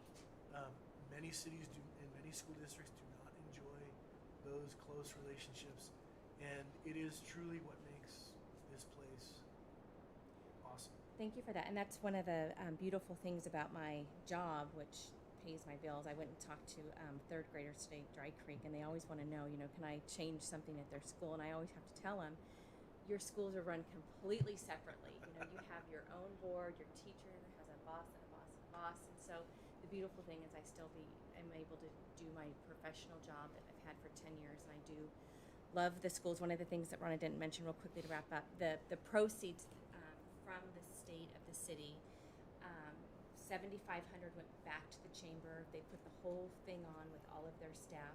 $7,500 went to the citizens REACH fund, which goes right back into the community. Nonprofits can apply for those dollars, and then, as you mentioned, the check's already been sent to the district, but $5,000 will go towards your scholarship programs for graduating seniors. Awesome. That's Can we all. get a picture? Congratulations on your.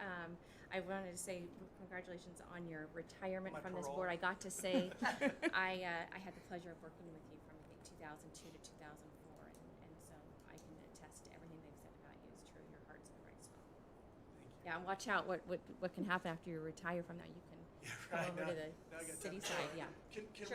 we get a picture with the two of you and John on the board, please?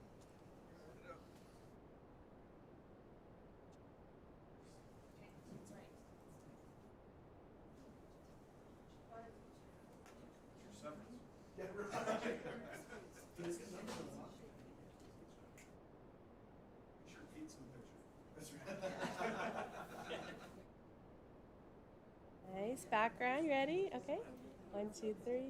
1, 2, 3. Do you want the student board member in? She's kind of right in the middle. That'd be great. Excellent. That's great. Okay. 1, 2, 3. 1, 2, 3.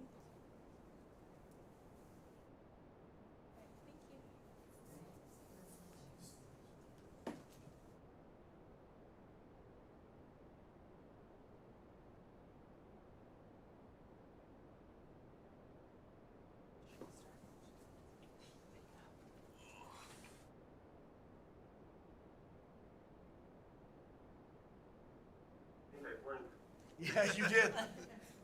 Photoshop. We'll Photoshop you in.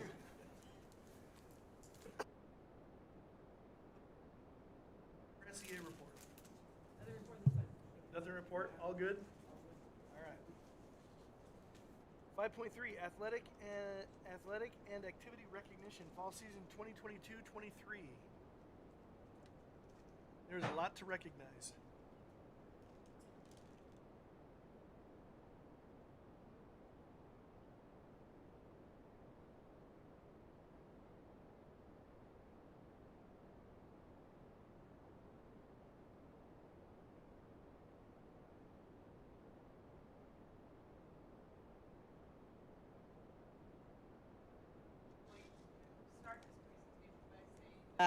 I meant it to be a small, but then when activities directors or athletic directors, site principals got a hold of it, we just have so many great things going on in this district. So I want to take a few minutes just to recognize the fall athletes, the fall band members, everything going on at our sites that we wanted to recognize. There's so much, and if you're not proud already, you'll be hopefully proud after seeing everything going on at our sites. So with that, we will move on and start with Antelope High School.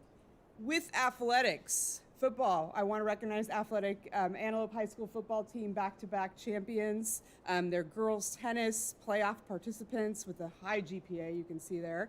Girls volleyball, they wanted to highlight their volleyball team with their 3.72 GPA. Cross country, 3 of their female athletes qualifying for sections, and 2 of their athletes actually signing national letter of intent already. Oh, look at that. And then this is where things grow because we couldn't just stop. So we were trying to do 1 slide per school, but there's so much great stuff going on at each school that our folks wanted to acknowledge. Antelope wanted to acknowledge 1,200 students receiving honor roll. That's 3.0 or above, so great accomplishment with our academics at Antelope. They also want to acknowledge their marching band. They're undefeated. They've brought home several sweepstakes so far. Their engineering partners, their team has done a ton of campus improvements, from creating new bike structure to skateboard racks. And their Key Club is huge. It's tripled over the last year. They continue to win Club of the Month, Advisor of the Month, and they partner with our students to do things like the Haunted House and Trunk or Treat events. And something they really were excited to point out were the Slavic socials. We have a lot of newcomers coming to our country. We have a lot of our Slavic students coming to Antelope. And it's an opportunity for those students to get together and meet other students and feel more welcome and feel like they're a part of our community. Granite Bay, great things happening with the Grizzlies. 5 second place section championships with our football, water polo, girls girls cross country, girls tennis, and girls golf. A lot of girls going on there at the second place section championship. So next year, we're going to hope we're going to get some of the first place. We have 4 programs that qualified for California State Championships. 9 of their athletes have already signed, and 100% of their football team maintained their grade requirements. So they were proud to share that with us. They also wanted to brag about their Emerald Brigade and talk about their accomplishments at the Western Band Association and regional best music and state 3rd place in Division 4 and 12th place. All right, we got Marla. Okay. So lots of great band pictures, a little bit of time to brag about the Grizzly Band there. Okay, moving on to Oakmont.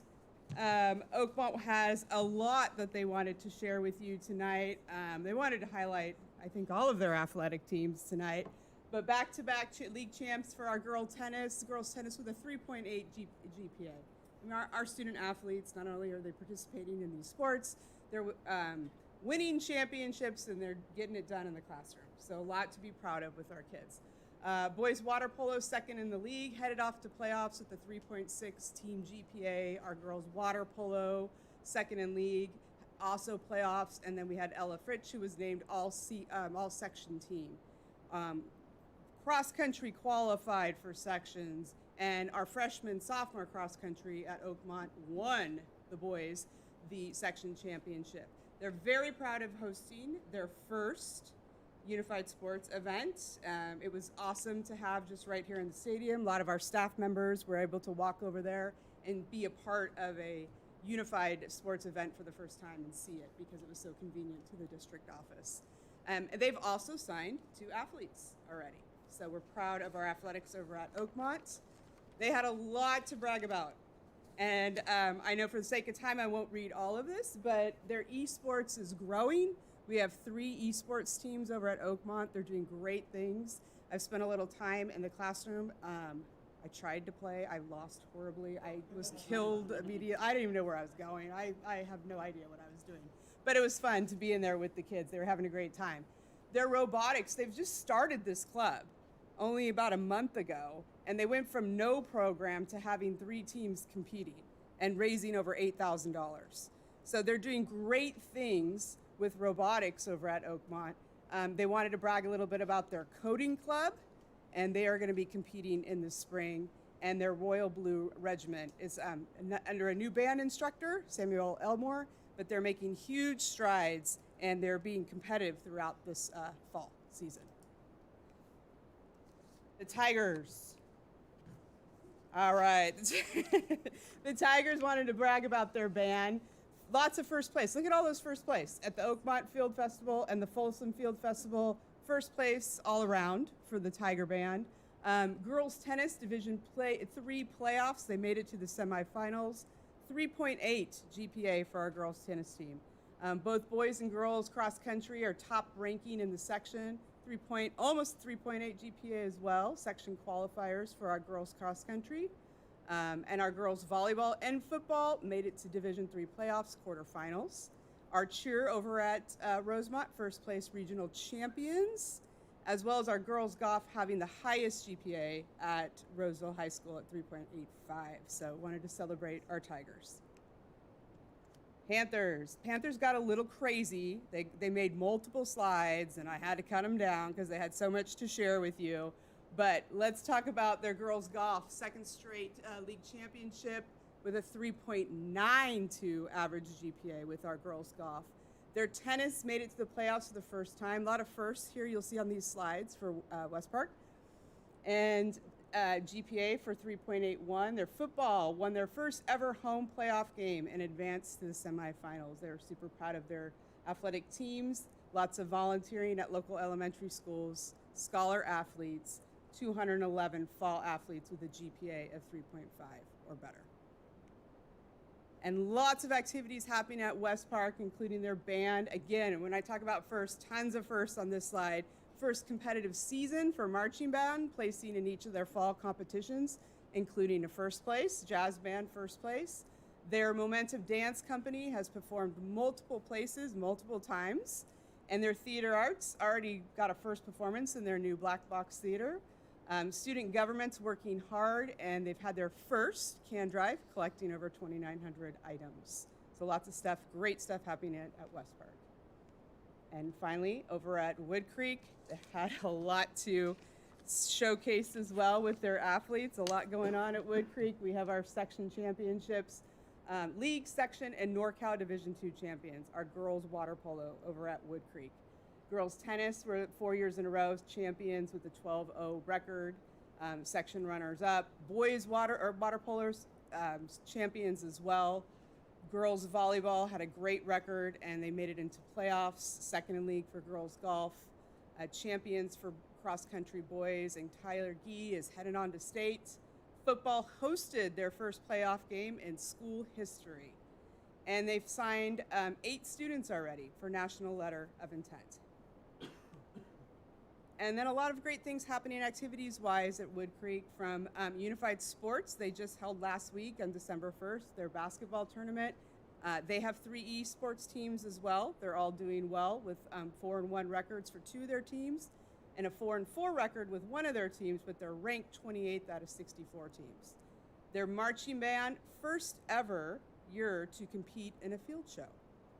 So I thought that was great. 4 competitions this fall. They've had 2 first place and 2 second place. Percussion has a 2nd, 3rd, and a 5th this fall. Their speech and debate, this is kind of crazy. They have competed in 5 tournaments, and they've already won 84 awards this year. So they are just rocking it over there with speech and debate. And Construction Tech is getting ready for their big competition this year, Build a Shed in 2 days. I don't think I could just build a shed, period. How they do it in 2 days, I don't know. Hire out students. And that is a fall recognition of our athletics and our activities. I appreciate your time, and I hope you are proud of our students. Comments? I was going to say, Pete, I want to be respectful of your recuperation here. I know we're getting into some late hours. Are you good to go forward, or do you want to sign off?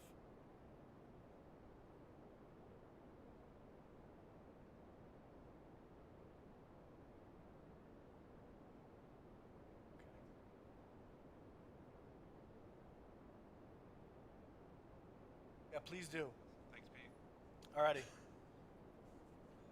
Okay, I thank you for that recap. I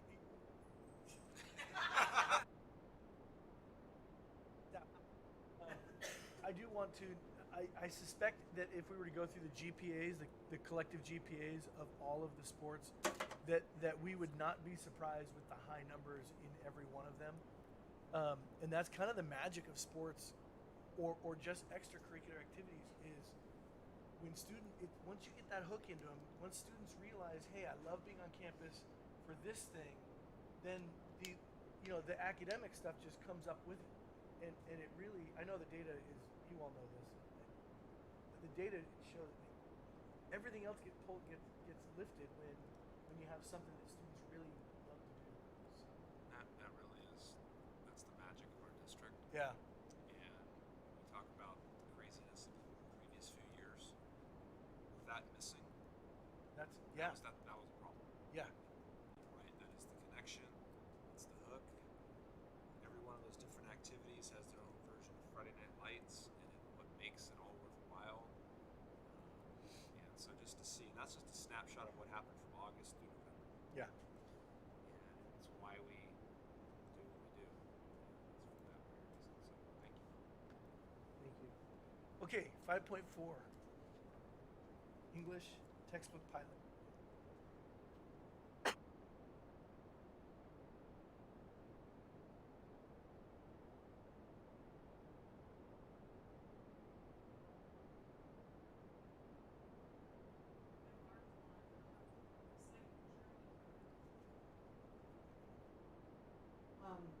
They actually are are one of the most intelligent and thoughtful, dedicated, and driven groups I've ever seen. As you know, they have really been working hard to bring conservation away. And lately they said, hey, you know, textbook is almost 20 years old. Maybe we wouldn't have to bring all these supplemental texts all the time. We're going to talk a little bit about that process that we've embarked on. Let's go.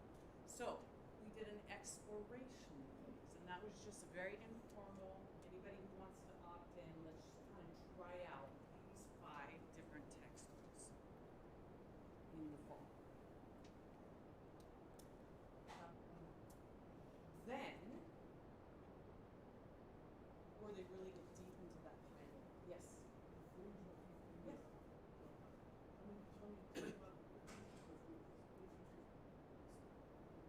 Well, all 6 of the sites were definitely diving in. I wouldn't say every teacher at every level, but our leads were definitely. Yeah, but this is not like 1 or 2 people. This is like a group just doing this. Yeah, it wouldn't be much larger than that. Really? Because it's English. From each side? CP9, CP10, CP11. Yeah. Okay. Okay, I got you. Okay.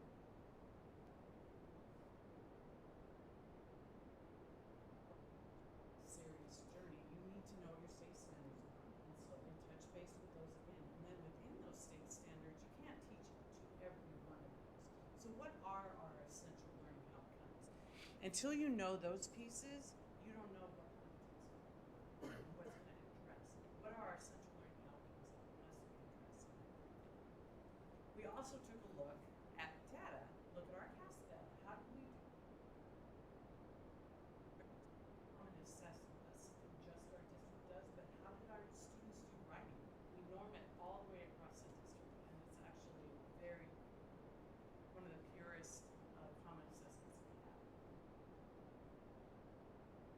So knowing that data, what types of supports do we need?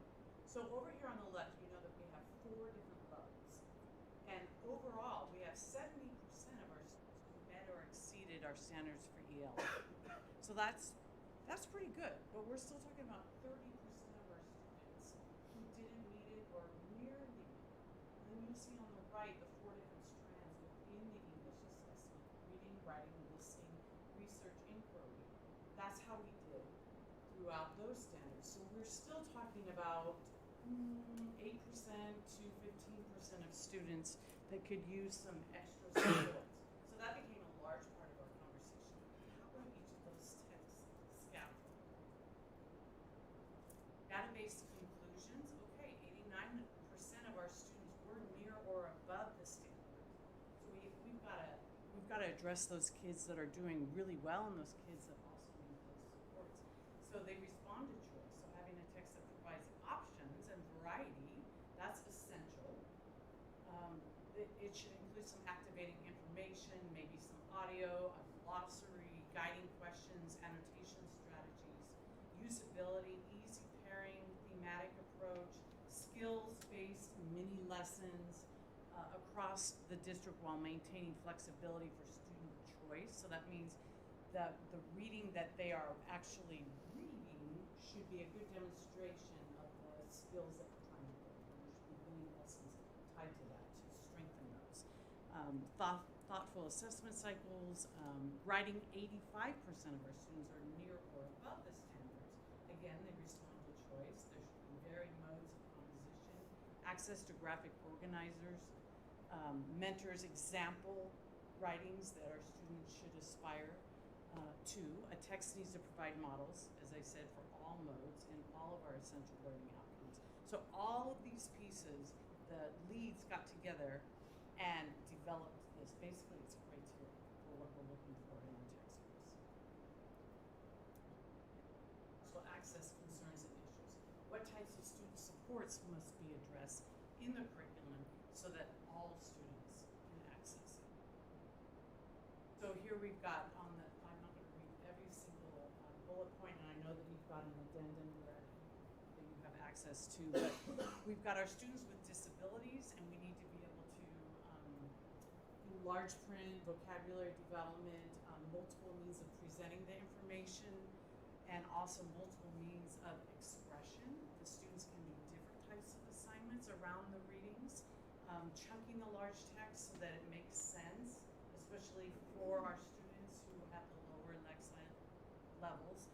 And you'll see Lexile options on both English language development and students with disabilities, because it's a really cool thing now with these texts that they can actually program in the Lexile level if they want to address particular students.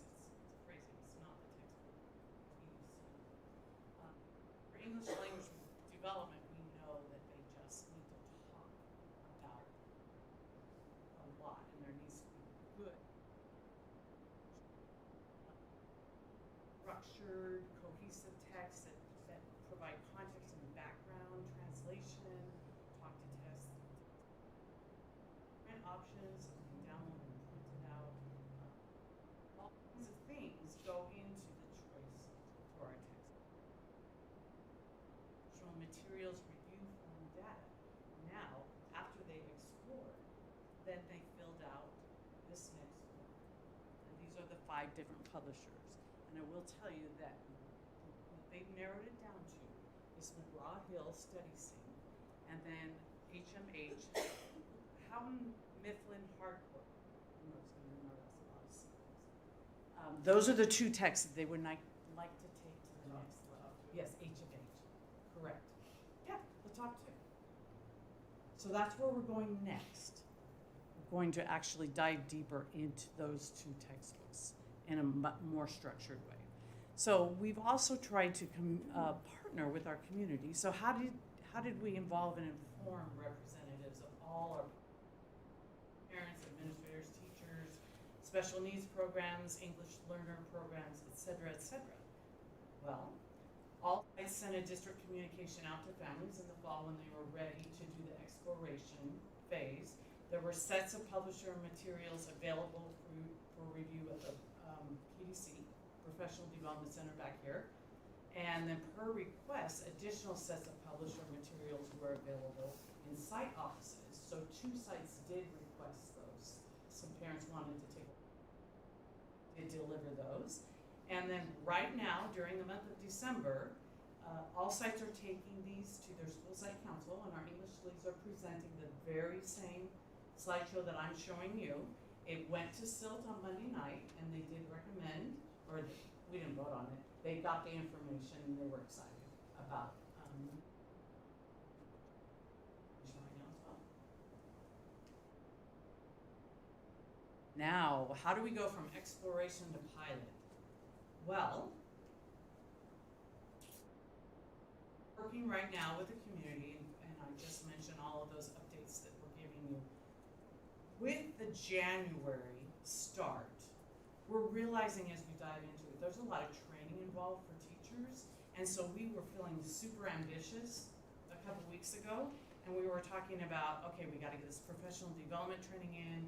We're going to do 4 to 6 weeks pilots on each publisher. So we're going to do 1 unit from this publisher. Everyone does it 4 to 6 weeks. Then everyone does the other publisher for 4 to 6 weeks.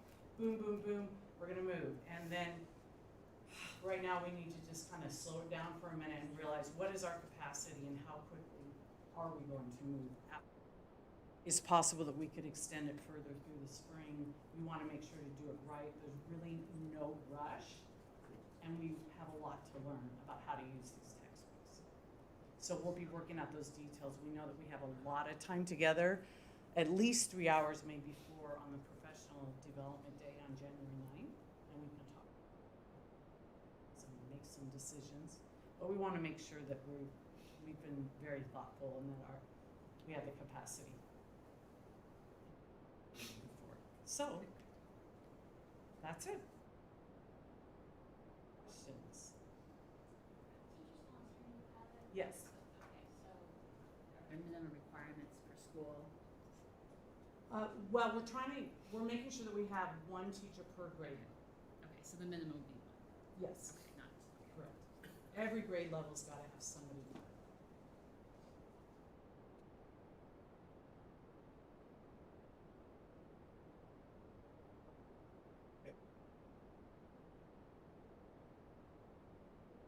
I here's, I've floated an idea and it's never going to gain any traction, and I'm going to float it again as my parting shot. I think put 4 or 5 or 6 teachers in a subject area. We said, okay, this year you're going to come up with, and I'll use this as an example, an English 9 textbook. You write it. You guys, you take the semester off of teaching and you write it. Right? These textbooks, when you do the math on them, at $150 or $180 per textbook, times how many thousands of textbooks we have to buy, the risk of saying it, that I hope no publisher is listening, that is the last known really evidence of like mafia, you know, ordering the market. Yeah, I mean, it's obscene, the cost, the prices that they charge for what you get. And I think we could have our own teachers create something that we could utilize. And I know the greedy capitalists in me, we could also, once it's done, we could also share that at $20 per copy to other, electronically to other schools, and we would easily recover whatever cost we put into it. And we could do that for one subject after another, after another, after I another, mean, after another. I love your faith in all of us and your passion, and I'm sure, they could do it, but all those pieces, all those, No, pushing don't get me the wrong. lifestyle level, all that kind of stuff. It's a Herculean task. I get it. I'm under no crazy obligation if this is just like, hey, they can just whip this thing together. No way. It would be huge, right? But if you start with one, right, and dial that in, and if it takes a year, okay, then you move to another. It would be our own creation. We could add to it, take away from it, give options for teachers. I don't know. Again, it's my last parting shot. I've said it, I don't know, probably the better part of a decade. No one's ever tried it yet, but I think it's a great idea, and I think book publishers would hate it, and I think that would make me really happy. So.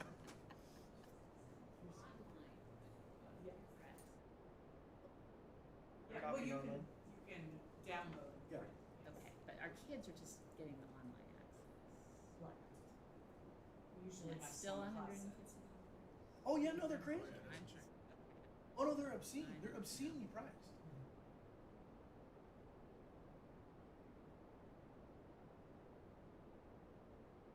There's like 5 or 6 publishers, and they change like 3 or 4 things every year. Every year they do it, right? And I know we haven't done it in 20 years, but every year they change like 3 or 4 things, come out with a new edition, and then hey, guess what? You got to buy the latest and greatest, and They hey, buy each other out. yeah, Age was 2 different companies. yeah.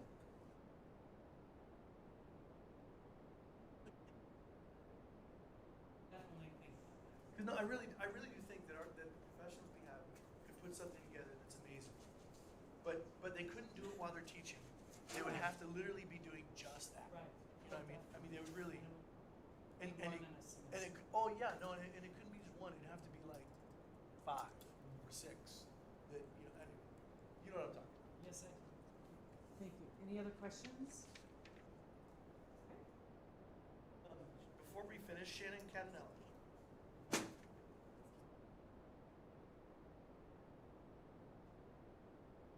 Hi, thanks. Me again. I think that was a really interesting discussion to hear. I would just like to put in 2 cents from the Peanut Gallery that textbooks are created by professionals, and much like we've asked for trust in professionals and understanding of people who are trained to do what they're trained and paid to do, I think it's important to keep the people who create curriculum materials and have to abide by state laws as they come up, such as certain acts and rules and regulations and college admissions and all those things that need to come into play that they're familiar with. And they literally pivot state by state by state based on all of those things.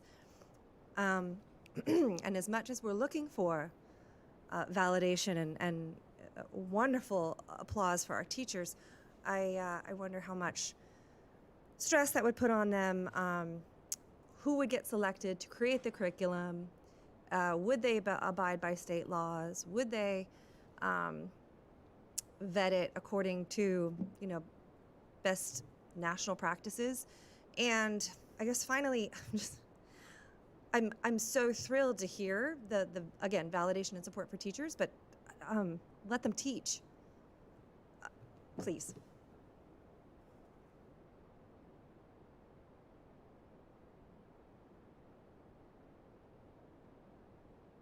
Moving on, item 6.1.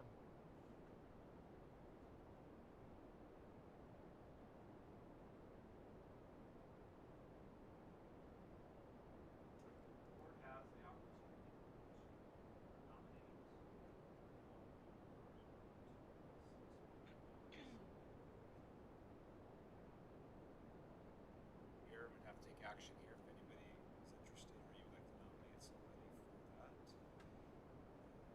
Anybody interested or anybody have a nomination that you want to make? There's in our region,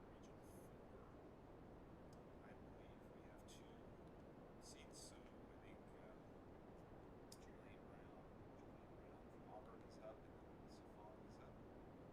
Tiffany Setoff has got another year, but any thoughts or considerations? You saw that big room. I know you guys are eyeing it.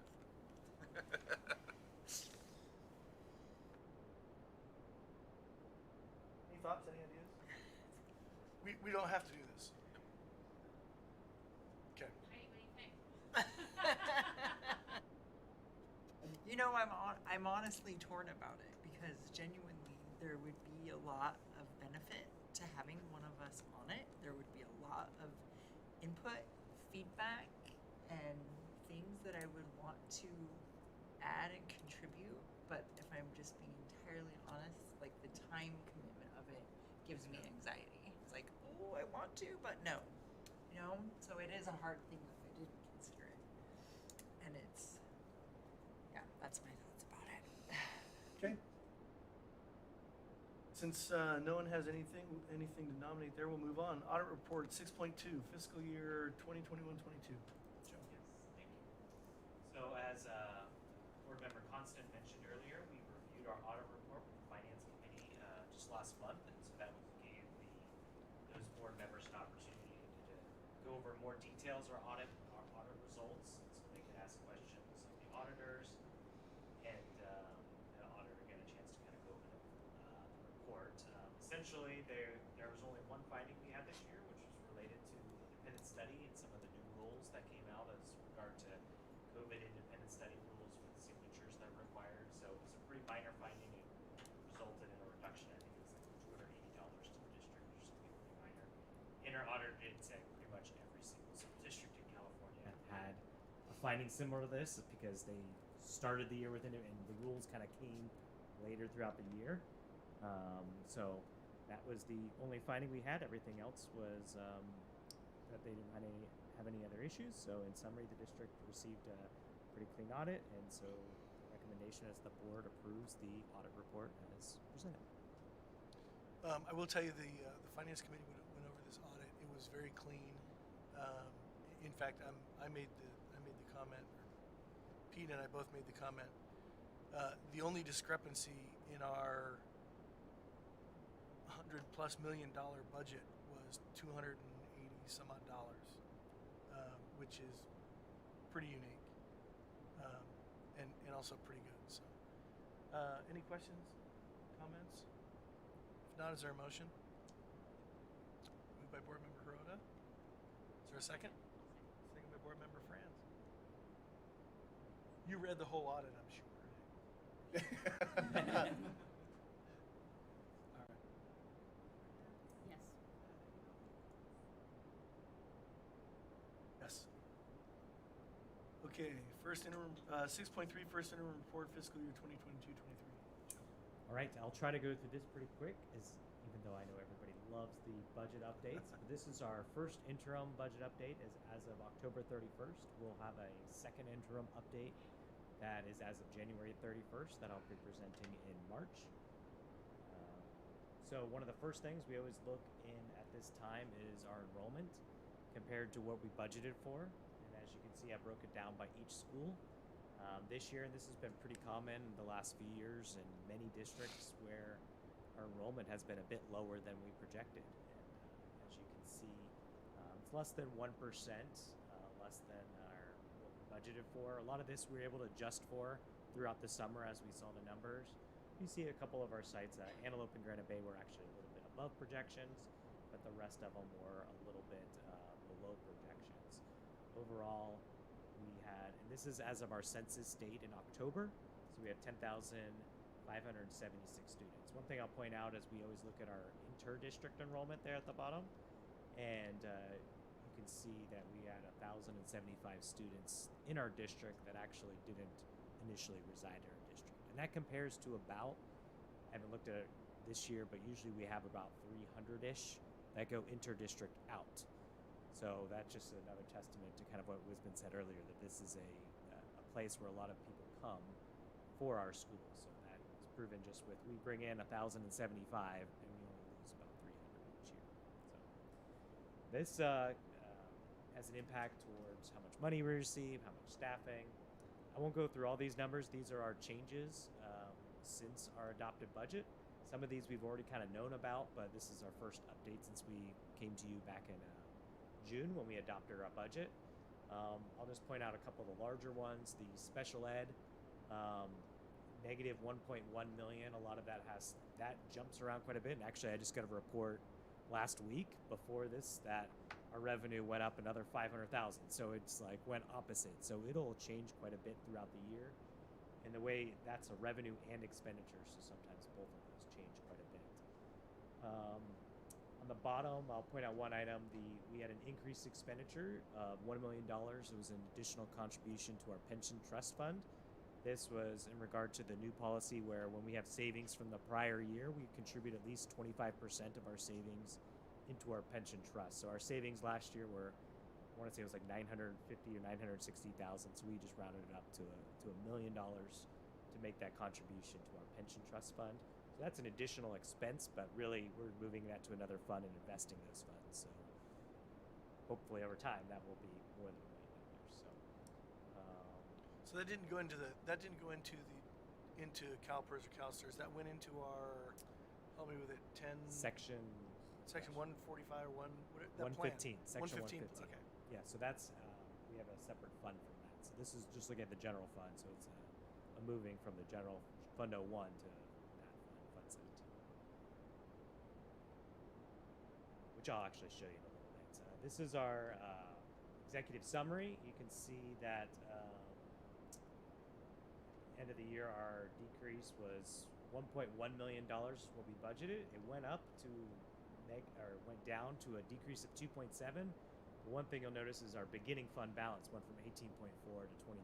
So while it looks like we're doing worse off, but reality is we closed the year and had a lot of savings. Some of those expenditures we moved from last year to the current year. So we're now projecting at the end of the year an ending fund balance of 20.3 as opposed to 17. Also look at our multi-year. This was the last multi-year I presented to the board when we had our unaudited actuals. You'll see kind of the current year, 22-23, we projected a deficit of 2.7. That's actually pretty close to the 2.73 I just showed you. And you can see right now we have projected surpluses in 23-24 and 24-25, some pretty large amounts. This was before the unaudited actuals, and this is my latest update where you still see we still project some pretty good surpluses in the following 2 years. A lot of that we're waiting to see what the budget looks like with the governor's budget. We'll be looking at what the COLA is presented and just seeing what opportunities we have next year in regards to staff raises, new positions, those types of things, while making sure we still are in a fiscally responsible position. These are the other funds. I'll mention that special reserve fund, that's our pension trust. So that's it says 950,000. We had a fair market value adjustment in there, but that's where you see the increase there. And the ending fund balance projected at 1.8 million. So that's our pension trust. We see our other funds, like our cafeteria fund, is doing very well, $9.7 million ending fund balance. And then lastly, these are our construction funds, which are projected to still have $20 million at the end of this year. We have a lot of expenses, with the completion of West Park Phase 2, expenses this year related to the district office building, and the stadium snack bars and restrooms that talk a little bit later about it. Next steps we have coming up. I mentioned earlier the governor's budget coming out in January, so we'll be ready to see what that looks like for school districts. And we are just now starting that development process for next year's budget. December is where we really start working with planning for next year. And so we'll have a lot of meetings with departments and school sites in the early spring. And then we'll be developing the budget. And then I mentioned earlier, too, our second interim report is projected to be coming to the board on March 9th. Went through that pretty quick, but let me know if there's any questions.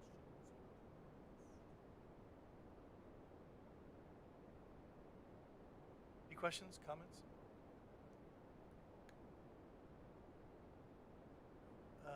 Joe, thank you. A lot of work goes into that, and I am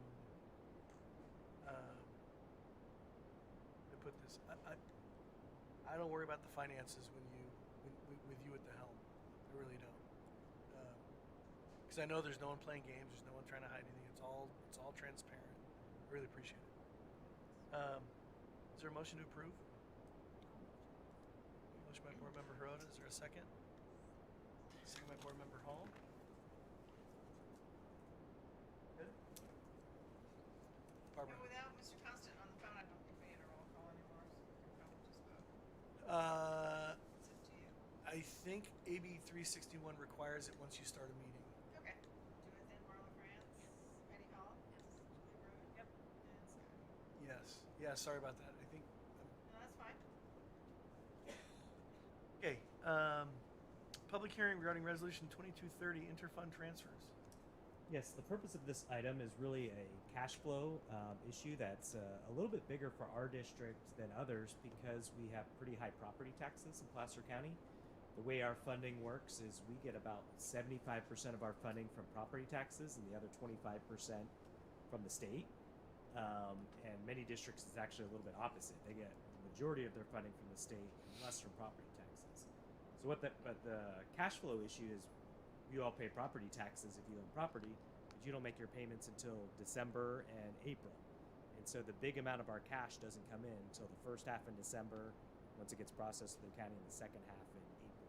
And the state payments come like once a month. So sometimes that causes in our general fund cash flow issues, just right before we get that December payment and right before that April payment.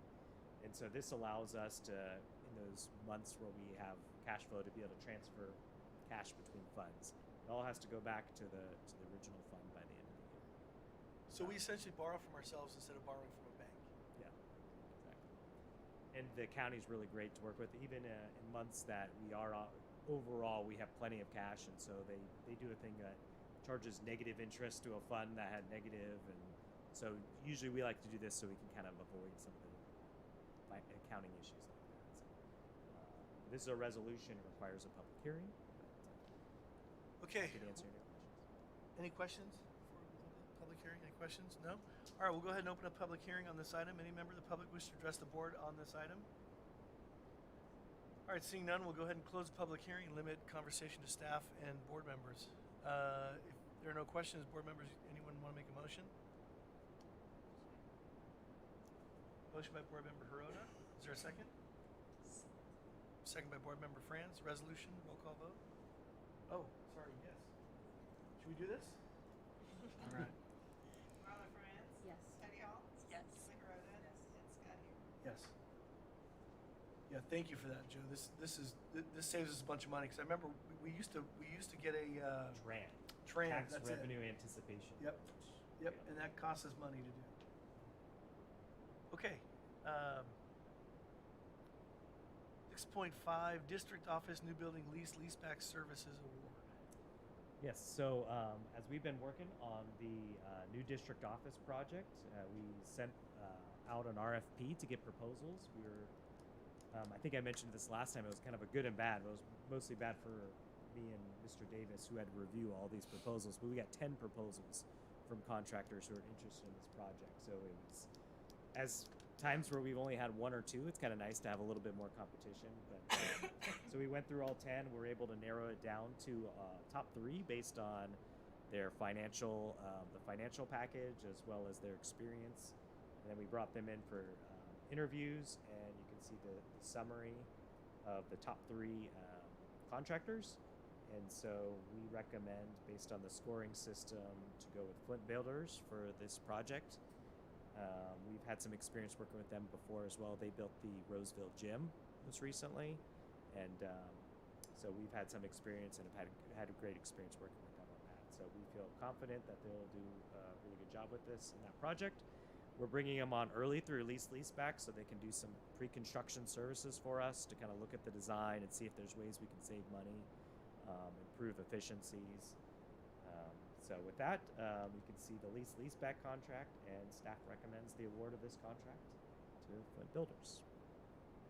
All right, board members, any questions? Comments? Not, is there a motion? All right, motion by board member France. Is there a second? Second. Second by board member Hall. Let's go ahead and have a roll call. Oh. Yeah? Okay. Barbara, roll call vote. Marla France? Yes. Heidi Hall?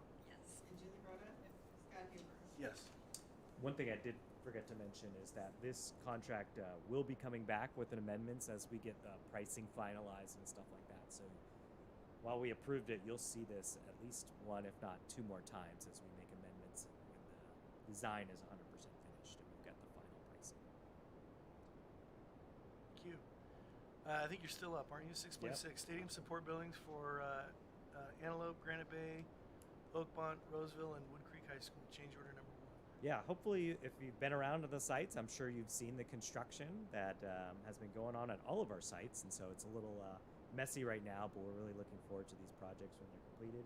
If you've been over to Antelope recently, that's the one we started first, and you'll see it's starting to look like a building. And so you'll start seeing that over the next couple months. But this is some of the change orders, as the majority of this actually related to Oakmont and the undercover sewer line issues that we had. Some of this is addressing issues that would be a problem with our new district office building. And so while we're there underground, we're actually fixing some of the issues we've actually had here for quite a while now with some of the underground stuff. So as you look through this, a lot of the larger dollar amounts has to do with, water line underground repairs and stuff like that were not foreseen when we started the project. So you can see there's 9 items. Some of them we actually had a little bit of savings, but overall, the amount of the change order is $146,000, and staff recommends approval of the change order. Questions? Comments? How big are these buildings generally? How many square feet, Scott? 1,600 square feet. But I will say, we are building expensive buildings when they pretty much are kitchens and bathrooms, which are your most expensive parts of a house or parts of any building. So, and that's mostly what they are. They are still expensive. Yeah, I was going to say we've got a for 5 of these at 1,600 square feet. You're talking $3+ million for each one, right? I mean, at 1,600 square feet for $3 million, you could build the Taj Mahal for that. And not with prevailing wage, not with DSA, and that's, I know. Look, I'm not. Much like with the textbook issues, I know we're not going to change the world here, right here at the moment. I know it is what it is. We need these facilities. It's great. I just wish we could bring the cost down on this stuff. I wish there was a way to bring the cost down. And I mean, because that's really expensive. Not anyone's fault who's sitting here. I'm just saying. Great. Do we have a motion? Do we need a motion? Motion to approve by Board Member Rhoda, second by Board Member Hall. Thoughts? How do you like? Are you guys under construction?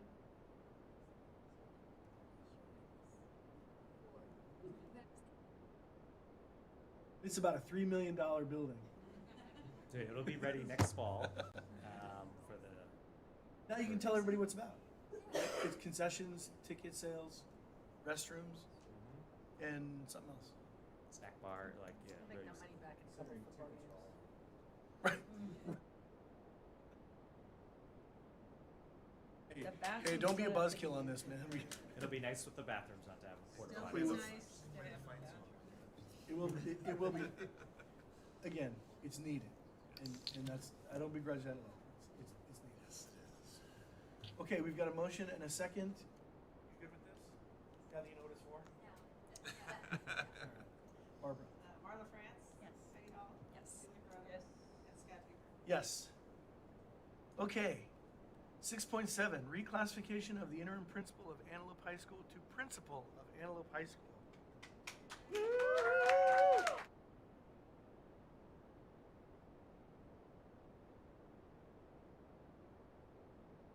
Judge how this is going to go, but I think that's a good. I'm just going to say that's probably a good sign. Probably.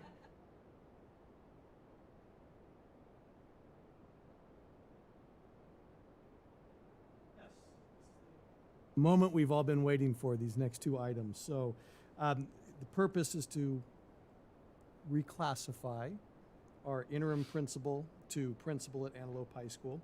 So back in July, the board appointed Mrs. Lindsay Cutts as interim principal of Antelope High School. Ms. Cutts has done an excellent job this semester, and staff is now recommending that we remove the interim tag. She is a Roseville High School graduate. She returned to her alma mater in 2007 as an English teacher and an athletic coach. She's student-centered. She's relationship-focused. She works really well with students and parents and staff. She has taught English language development, AVID, as well as being an activities director, PBIS lead teacher, link crew facilitator, water polo coach, and softball coach. She joined Antelope High School as an assistant principal in 2016. She's been instrumental in planning and implementing dual enrollment, CTE programs of study, and expanding the Wellness Center. She is just friendly. She's fun to be around, great sense of humor. I think she's going to do an excellent job as principal. And so at this point, staff recommends that we no longer call her interim principal of Antelope High School, but call her principal of Antelope High School. Hey, board members, any questions, comments?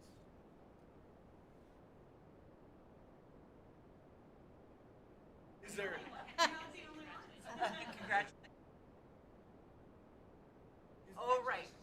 Yeah, that's right. Hey. And she has to do an acceptance speech as an interpretive dance, and so that's really kind of. I mean, I have my slides. Is there a motion? Motion to approve. Motion approved by Board Member Hall. Is there a second? Second by Board Member Hirota. Should we do it? Yes. All right. Barbara, roll call vote. Marla please. France? Yes. Heidi Hall? Yes. Julie Corona? Yes. And Scott Huber? Absolutely yes. Congratulations. Now we can congratulate.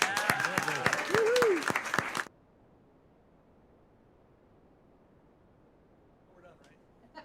Yeah, we're going home now. I thought we were going to pull that one. Seniority now. That's right. Cuts comes before slow. That's all it was. All right. Next item, 6.8.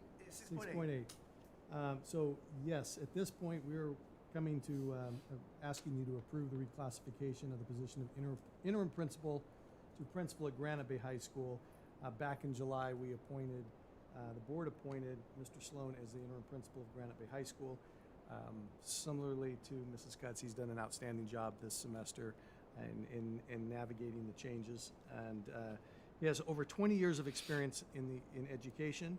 Before joining Granite Bay High School in 2017 as an assistant principal, he spent 15 years as a social studies teacher, head track and cross country coach, athletic director, department chair, instructional coach, and new teacher induction coach with both the Grant Union and the Placer Union high school districts.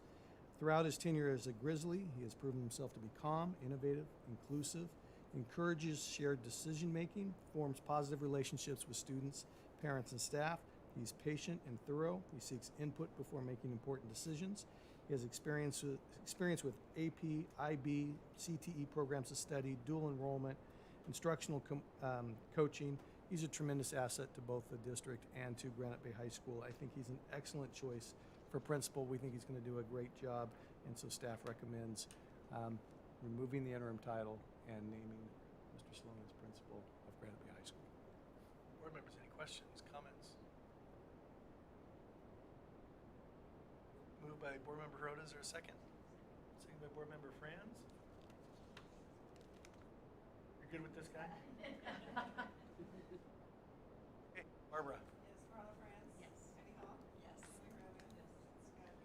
Absolutely yes. Congratulations.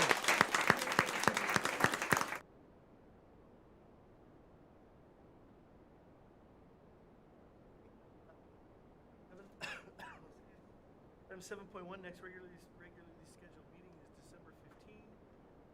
That is going to be while it's a regularly scheduled meeting, it is going to be most predominantly limited to reorganization and swearing in of re-elected and new board members, and then reorganization of the district. So it'll be a trimmed down ceremonial meeting. Pending agenda items, there's the list there, but again, most of them are in January, as the next meeting, December 15th, is for organization. Board and staff comments. Why don't we start with our student board reps, see if you have any other comments. Anything else you want to mention? Awesome. Thank you. Congratulations to both Lindsay and Greg for their appointments as principals. I think I think you guys are doing a great job, and just really look forward to working with you. And you guys look like pros already. So, and as new principals, that means you guys have to buy breakfast for the next year for the rest of the principals. Congratulations to Marla for making that official. And Scott, you and I first met, I think it was 2005, when you were part of hiring me in my first principal job in Roseville City. And we've been together pretty much ever since. So I have always appreciated your support. Even through the toughest of times, you've always had my back. I really appreciate that. So thank you. Thank you. I'll echo the congratulations to our newly minted principals. They have been doing a great job leading. I'm excited to continue to lead alongside them. Congratulations to Barbara Huber on her upcoming retirement. Scott Huber, of no relation, but Scott, Just it's a fabulous last name. and thank you for your leadership and guidance. And I just thank all the board, because we're all here for kids, and we may look at different ways of how are we serving them. But I look forward to continuing our partnership, gathering the data that we need to make excellent decisions, or to continue and make those modifications as we go. So thank you for your partnership. And also wanted to particularly thank Dr. Dobson and Jennifer Layton for their presentations today. Both of them did a tremendous job in preparing and just really celebrating our staff and our students in each of those presentations, and what we continue to do out there in the district. So thank you. Congrats to Greg and Lindsay. And actually, I just talked to my directors recently, and they've all had great things to say about working with the two of you. Sorry, I can't really see Lindsay, but they've all said great things about working with the two of you. So I know you're going to continue to do a great job. Just keep working with you guys. Congrats to Marla, and look forward to continuing to work with you for the next 4 years. And to Scott, it was funny. I was writing some notes earlier today of just things that, because I can't imagine a board without you being on it. You've been here ever, I started in 2011. You've always been on the board. And it was funny that you made a comment that I wrote down. I was like, I can't remember many board meetings that would go by without you saying, I will take our district's problems, our district staff, before anyone else. And I just want to thank you for always being so positive and full of pride about our district. And I think that's you just led with a great example in that of just saying, we are a great district, and always showing the appreciation for staff and just always being a support to me. And so I just thank you. I'm going to miss you as our board member, and congratulations. Congratulations out there to our new principals. Marla, congratulations. The vote count's finally to 0. Only took a month to get all those votes down, but congratulations. And then Pete, he's sleeping there, but he's unopposed. Victory there, but yeah, really, when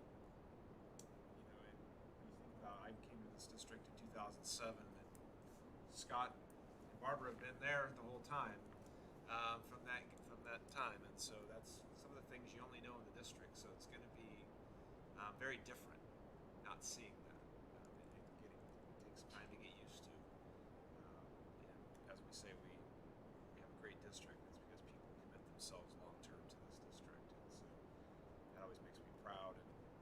Scott, we've talked, we keep talking, but like Joe said, you've always demonstrated and modeled how much pride you have in this district, and that matters. It matters to people. It mattered when I was a principal in all my seats here in this district, and so I appreciate that and thank you much. Everybody who's left has said they were going to come and be that person in the audience, and so I'm still waiting to see if somebody plays that role. You know, like, why aren't you guys putting trailers instead of snack bars and all that stuff? See someone hooting and hauling out there, but we're going to miss you, and but we know you're close. And, not too far, obviously we'll be seeing each other. So our kids have classes together. So. And then lastly was at CSBA. Heidi and Marla had a great time down there, and talked to a lot of people, got to learn a few things, but most importantly, it was good team bonding, and like I said, we had some fun, ate some chocolate cake, good stuff. So Yes, CSBA was fun. It was great spending time, more with Marla, getting to know her, and there was so much that we took out of it. But one cool component was a lot of board members just throughout our entire county were able to just connect and get to know each other. And congratulations to Jonathan, who's in the room too, by the way, who's newly elected to Roseville City. He wasn't at CSBA, but lots of other board members were. So just that opportunity that we have now with some new board members in our K through 8 district to just be able to partner better together and be more collaborative was probably one of the most encouraging things. And then just seeing everybody there, like what you were just saying, April, like everyone is there with the same goal, which is helping kids and helping students, and just lots of different ways of going about it. And so it was, I love going. So I'm to be a delegate, but I don't have time. So congratulations to you, Marla. Congratulations to Jonathan, to Barbara and Scott, who are leaving.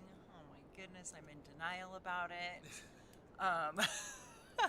I've only got to know the two of you for 2 years, so it's not as long as the rest of you. But I can't imagine the district without either one of you. Barbara, like, literally keeps the wheels on. She helps organize everything. She even makes sure that there's Sprite Zero here for me, because I'm the only one that likes it. Kim. Yeah. Yeah. No, it's, and and Scott, I mean, I hate that we had to redistrict. We all hate that we had to redistrict, right? It's one of those examples where the state does not have our best interest in mind, right? We already know that. So I am sad that that has to happen. I feel like you're such an asset, and it's hard to even imagine not having you. So I will say that Andrew Tagg does still watch our meetings and listens to them online. So you guys could like hang out together and watch board meetings. And then last thing is that one thing I loved out of COVID, and it's still continuing, and I hope that it's kind of a new normal, is students coming to board members or to board meetings and speaking. Like, we got lots of students who spoke and came to meetings during COVID, and that's still kind of happening. And it's I love it. I hope that that keeps happening, and I love hearing from the students and just getting your guys' perspective and hearing y'all speak. So thank you for coming and being brave and speaking up there. Congratulations to our two new schools in their official capacity. Wonderful to have you guys, and can't wait to see the great things you're going to do and continue to do for the schools of the district. Barbara, thanks for keeping me in line, lady. I know it's been a haul this last year, especially, so earned your retirement there. So it's been wonderful working with you, and I wish you all the best. And keep rooting on the 49ers. What are you going to do in your spare time? Giants too. Oh, Giants, the Giants. Sorry. Yeah. I'm not a sports aficionado, so. And then Marla, congratulations, welcome, and official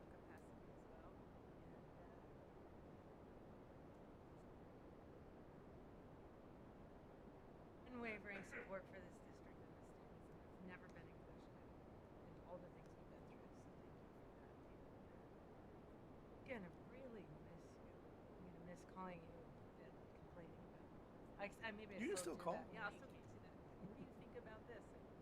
And, appreciate all the guidance you've given and this district. You've left a really good legacy and some good work behind you. I think everybody that follows you is the best interest of this district because of the work that you have done and the example you've set. So, Thank you. congratulations. Thank you. First, congratulations to both of you. I look forward to seeing just how you continue to strengthen your schools and lead. I want to shout out, I saw a note about the Teachers of the Year for Roseville Joint Union, and I know there's just so many people that we're acknowledging. So it was Mike Morales from Pathways and Adriana Brooks, yes, from Roseville High School. So congratulations to them, and I'm sure you're celebrating them. I hope we are. Okay. All 7 of our nominees. Perfect. Okay. But that would be remiss not to mention them because I saw that note come out. So good luck to you, Barbara. I only got to enjoy your organization for 6 months, and I could already tell just how everything runs so smoothly. And Kim, I've just heard nothing but amazing things, and so I know that our district will continue to be taken care of in that way. And Scott, I feel like our district is just losing. It's such a loss to have you move on, and it saddens me. I hated this redistricting also, and I appreciate your friendship and just the guidance you've given me just in the 6 months. And I plan on calling you for little tips and advice. I'm assuming you're gonna pick up. I just think you're just a wealth of knowledge, and I'm sad to see what has happened.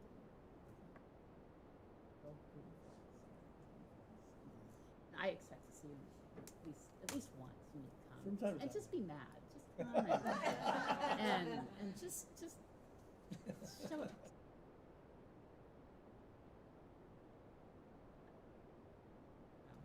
You'll be missed. Thank you. I mentioned earlier, I was at the swearing in of the city council, and again, we do have a unique partnership with the city, and I hope that always continues because we get a lot of benefit from the city. The city gets a lot of benefit from us. I always tell people there are 3 things that people look for. Really, the first 2 are the biggest ones. When they want to move to an area, they look at how are the schools, and how's the crime. Right? That's what they look for. They look for good neighborhoods and good schools. And then the third is, maybe for some people, what's the availability of health care, right? And we've got that in spades here. But anyway, so we've got a really good relationship with the city council and with the city administration, and in large part that's because of all of you and those that came before you. It's really been great working with them. I went to a play at West Park High School. I had the name on the tip of my tongue and I just forgot it. That's it. Almost me. And it was impressive. You were there. You saw it, and your husband was there. It was great, and the kids really got into it. And it's that little black box theater, and they did really well. And I just thought it was impressive what they can do with. It's kind of a makeshift black box space, but you know what? They made it work. Kids came in from all angles, from different corners, and anyway, it was really good. To our 2 newest principals, you're awesome, and that's why you're there, and we expect great things, and have every confidence. I do want to say something about all the principals and all the staff and all. We have longevity here from people that don't go other places, and it's a testament to this district, and it's a testament to everybody who's here of what a good place this is. Because if it was a lousy place to work, it doesn't matter how much you pay. people will go somewhere else because they just can't handle the drudgery. And so I'm glad that everybody, that many of us all recognize that. And Barbara, thank you for all of the effort and help and and making sure I'm in the right place at the right time and where I need to be, and and for meetings and everything. I really do appreciate it. Look, congratulations. I don't worry about this district when I look at the board and when I look at the leadership. When I look at the principal, I don't worry about this district. I don't, because you are great people. And congratulations on your recent election. Congratulations on being here for 2 more years. And I have loved working with you, and I've loved working with you too. And I've loved working with you also, Heidi.